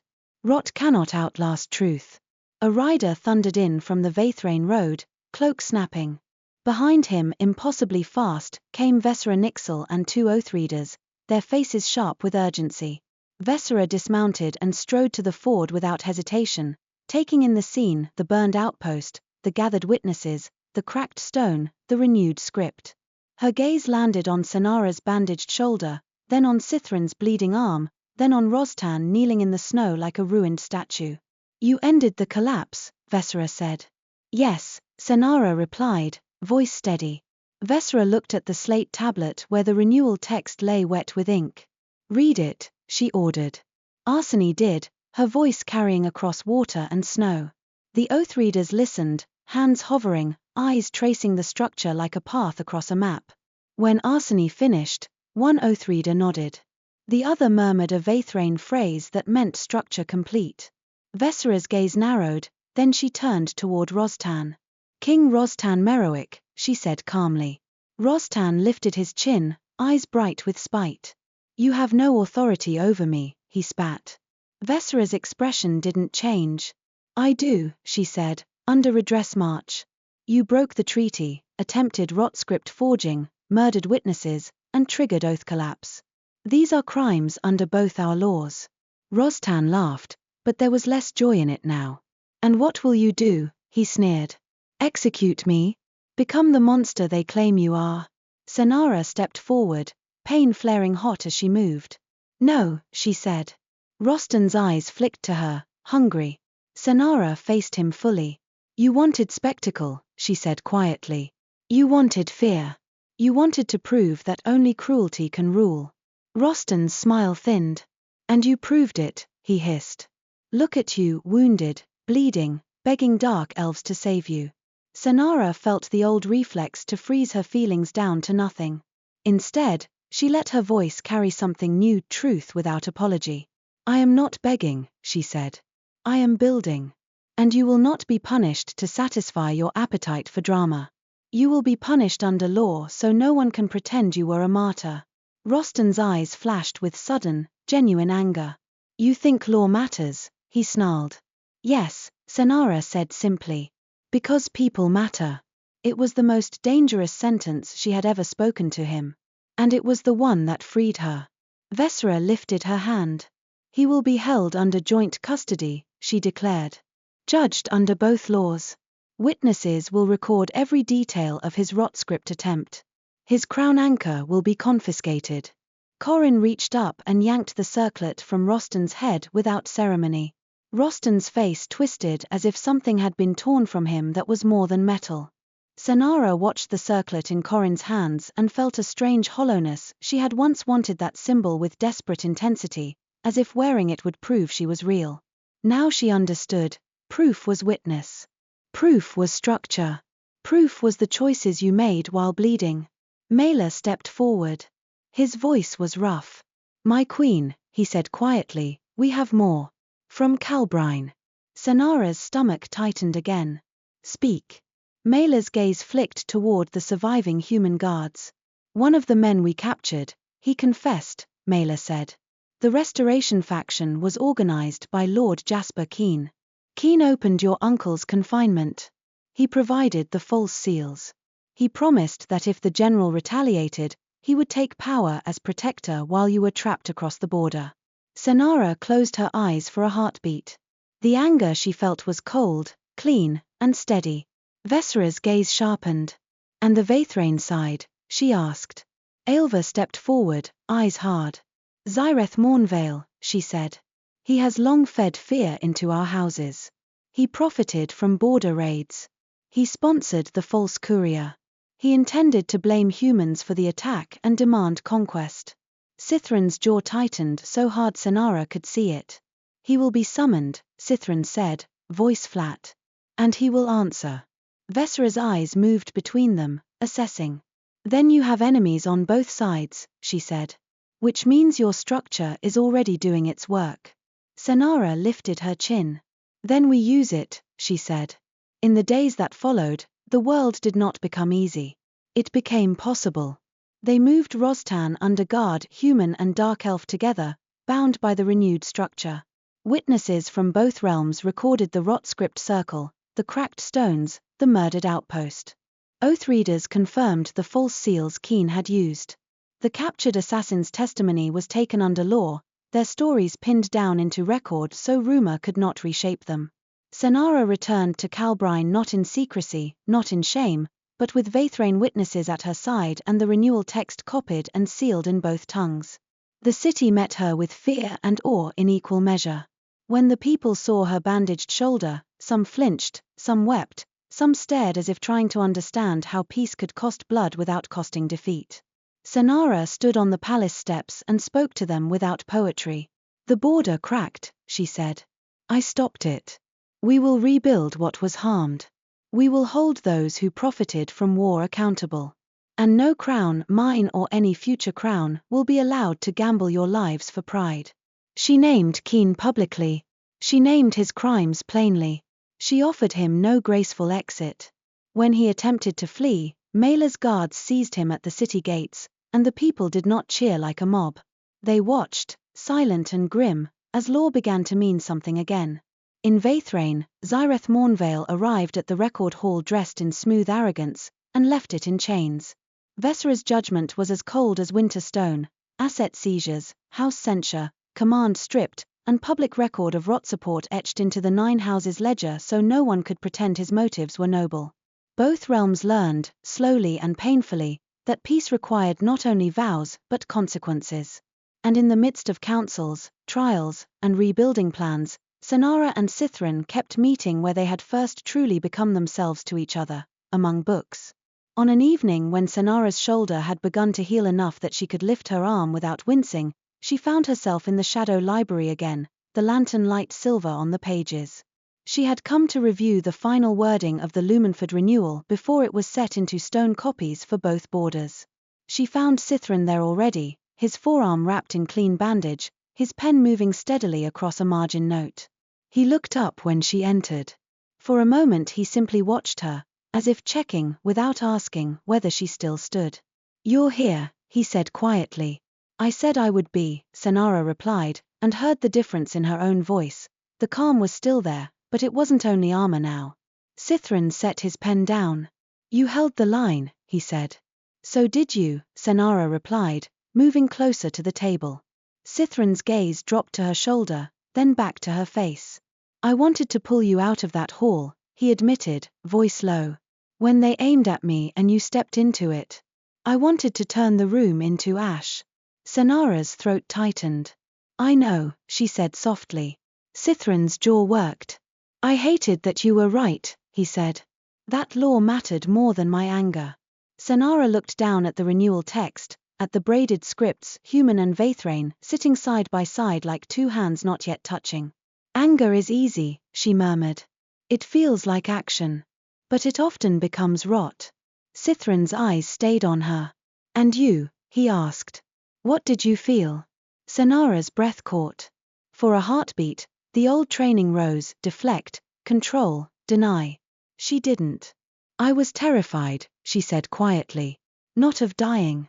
Of making the wrong choice and watching thousands pay for it. Sythren's gaze softened by a fraction, like steel warmed but not melted. And you still chose, he said. Yes, Cenara whispered. Because I couldn't bear the idea of becoming him. Sythren's voice lowered. You are nothing like him. Cenara's fingers tightened on the edge of the table. I have his blood, she said, and hated how much that still mattered inside her. Sythren stood. He didn't cross the space and take her into his arms. He didn't demand closeness she hadn't offered. He only stepped to the other side of the table so they were nearer, and held out his hand, palm up, open, waiting. An invitation. A choice. Cenara stared at his hand. The simplest thing in the world, and the hardest. In Rostan's court, hands were used to direct, to claim, to hurt. Here, this hand offered nothing but steadiness.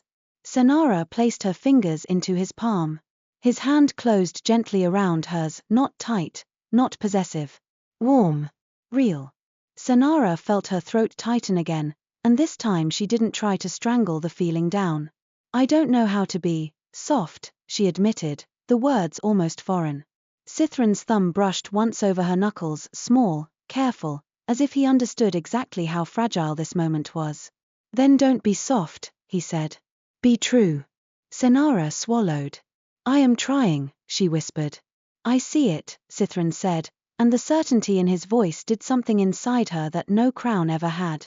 They stood like that for a long moment, hands joined over treaty text, two people who had begun as clauses and were slowly, stubbornly, becoming something more than structure. Cenara's voice came quiet.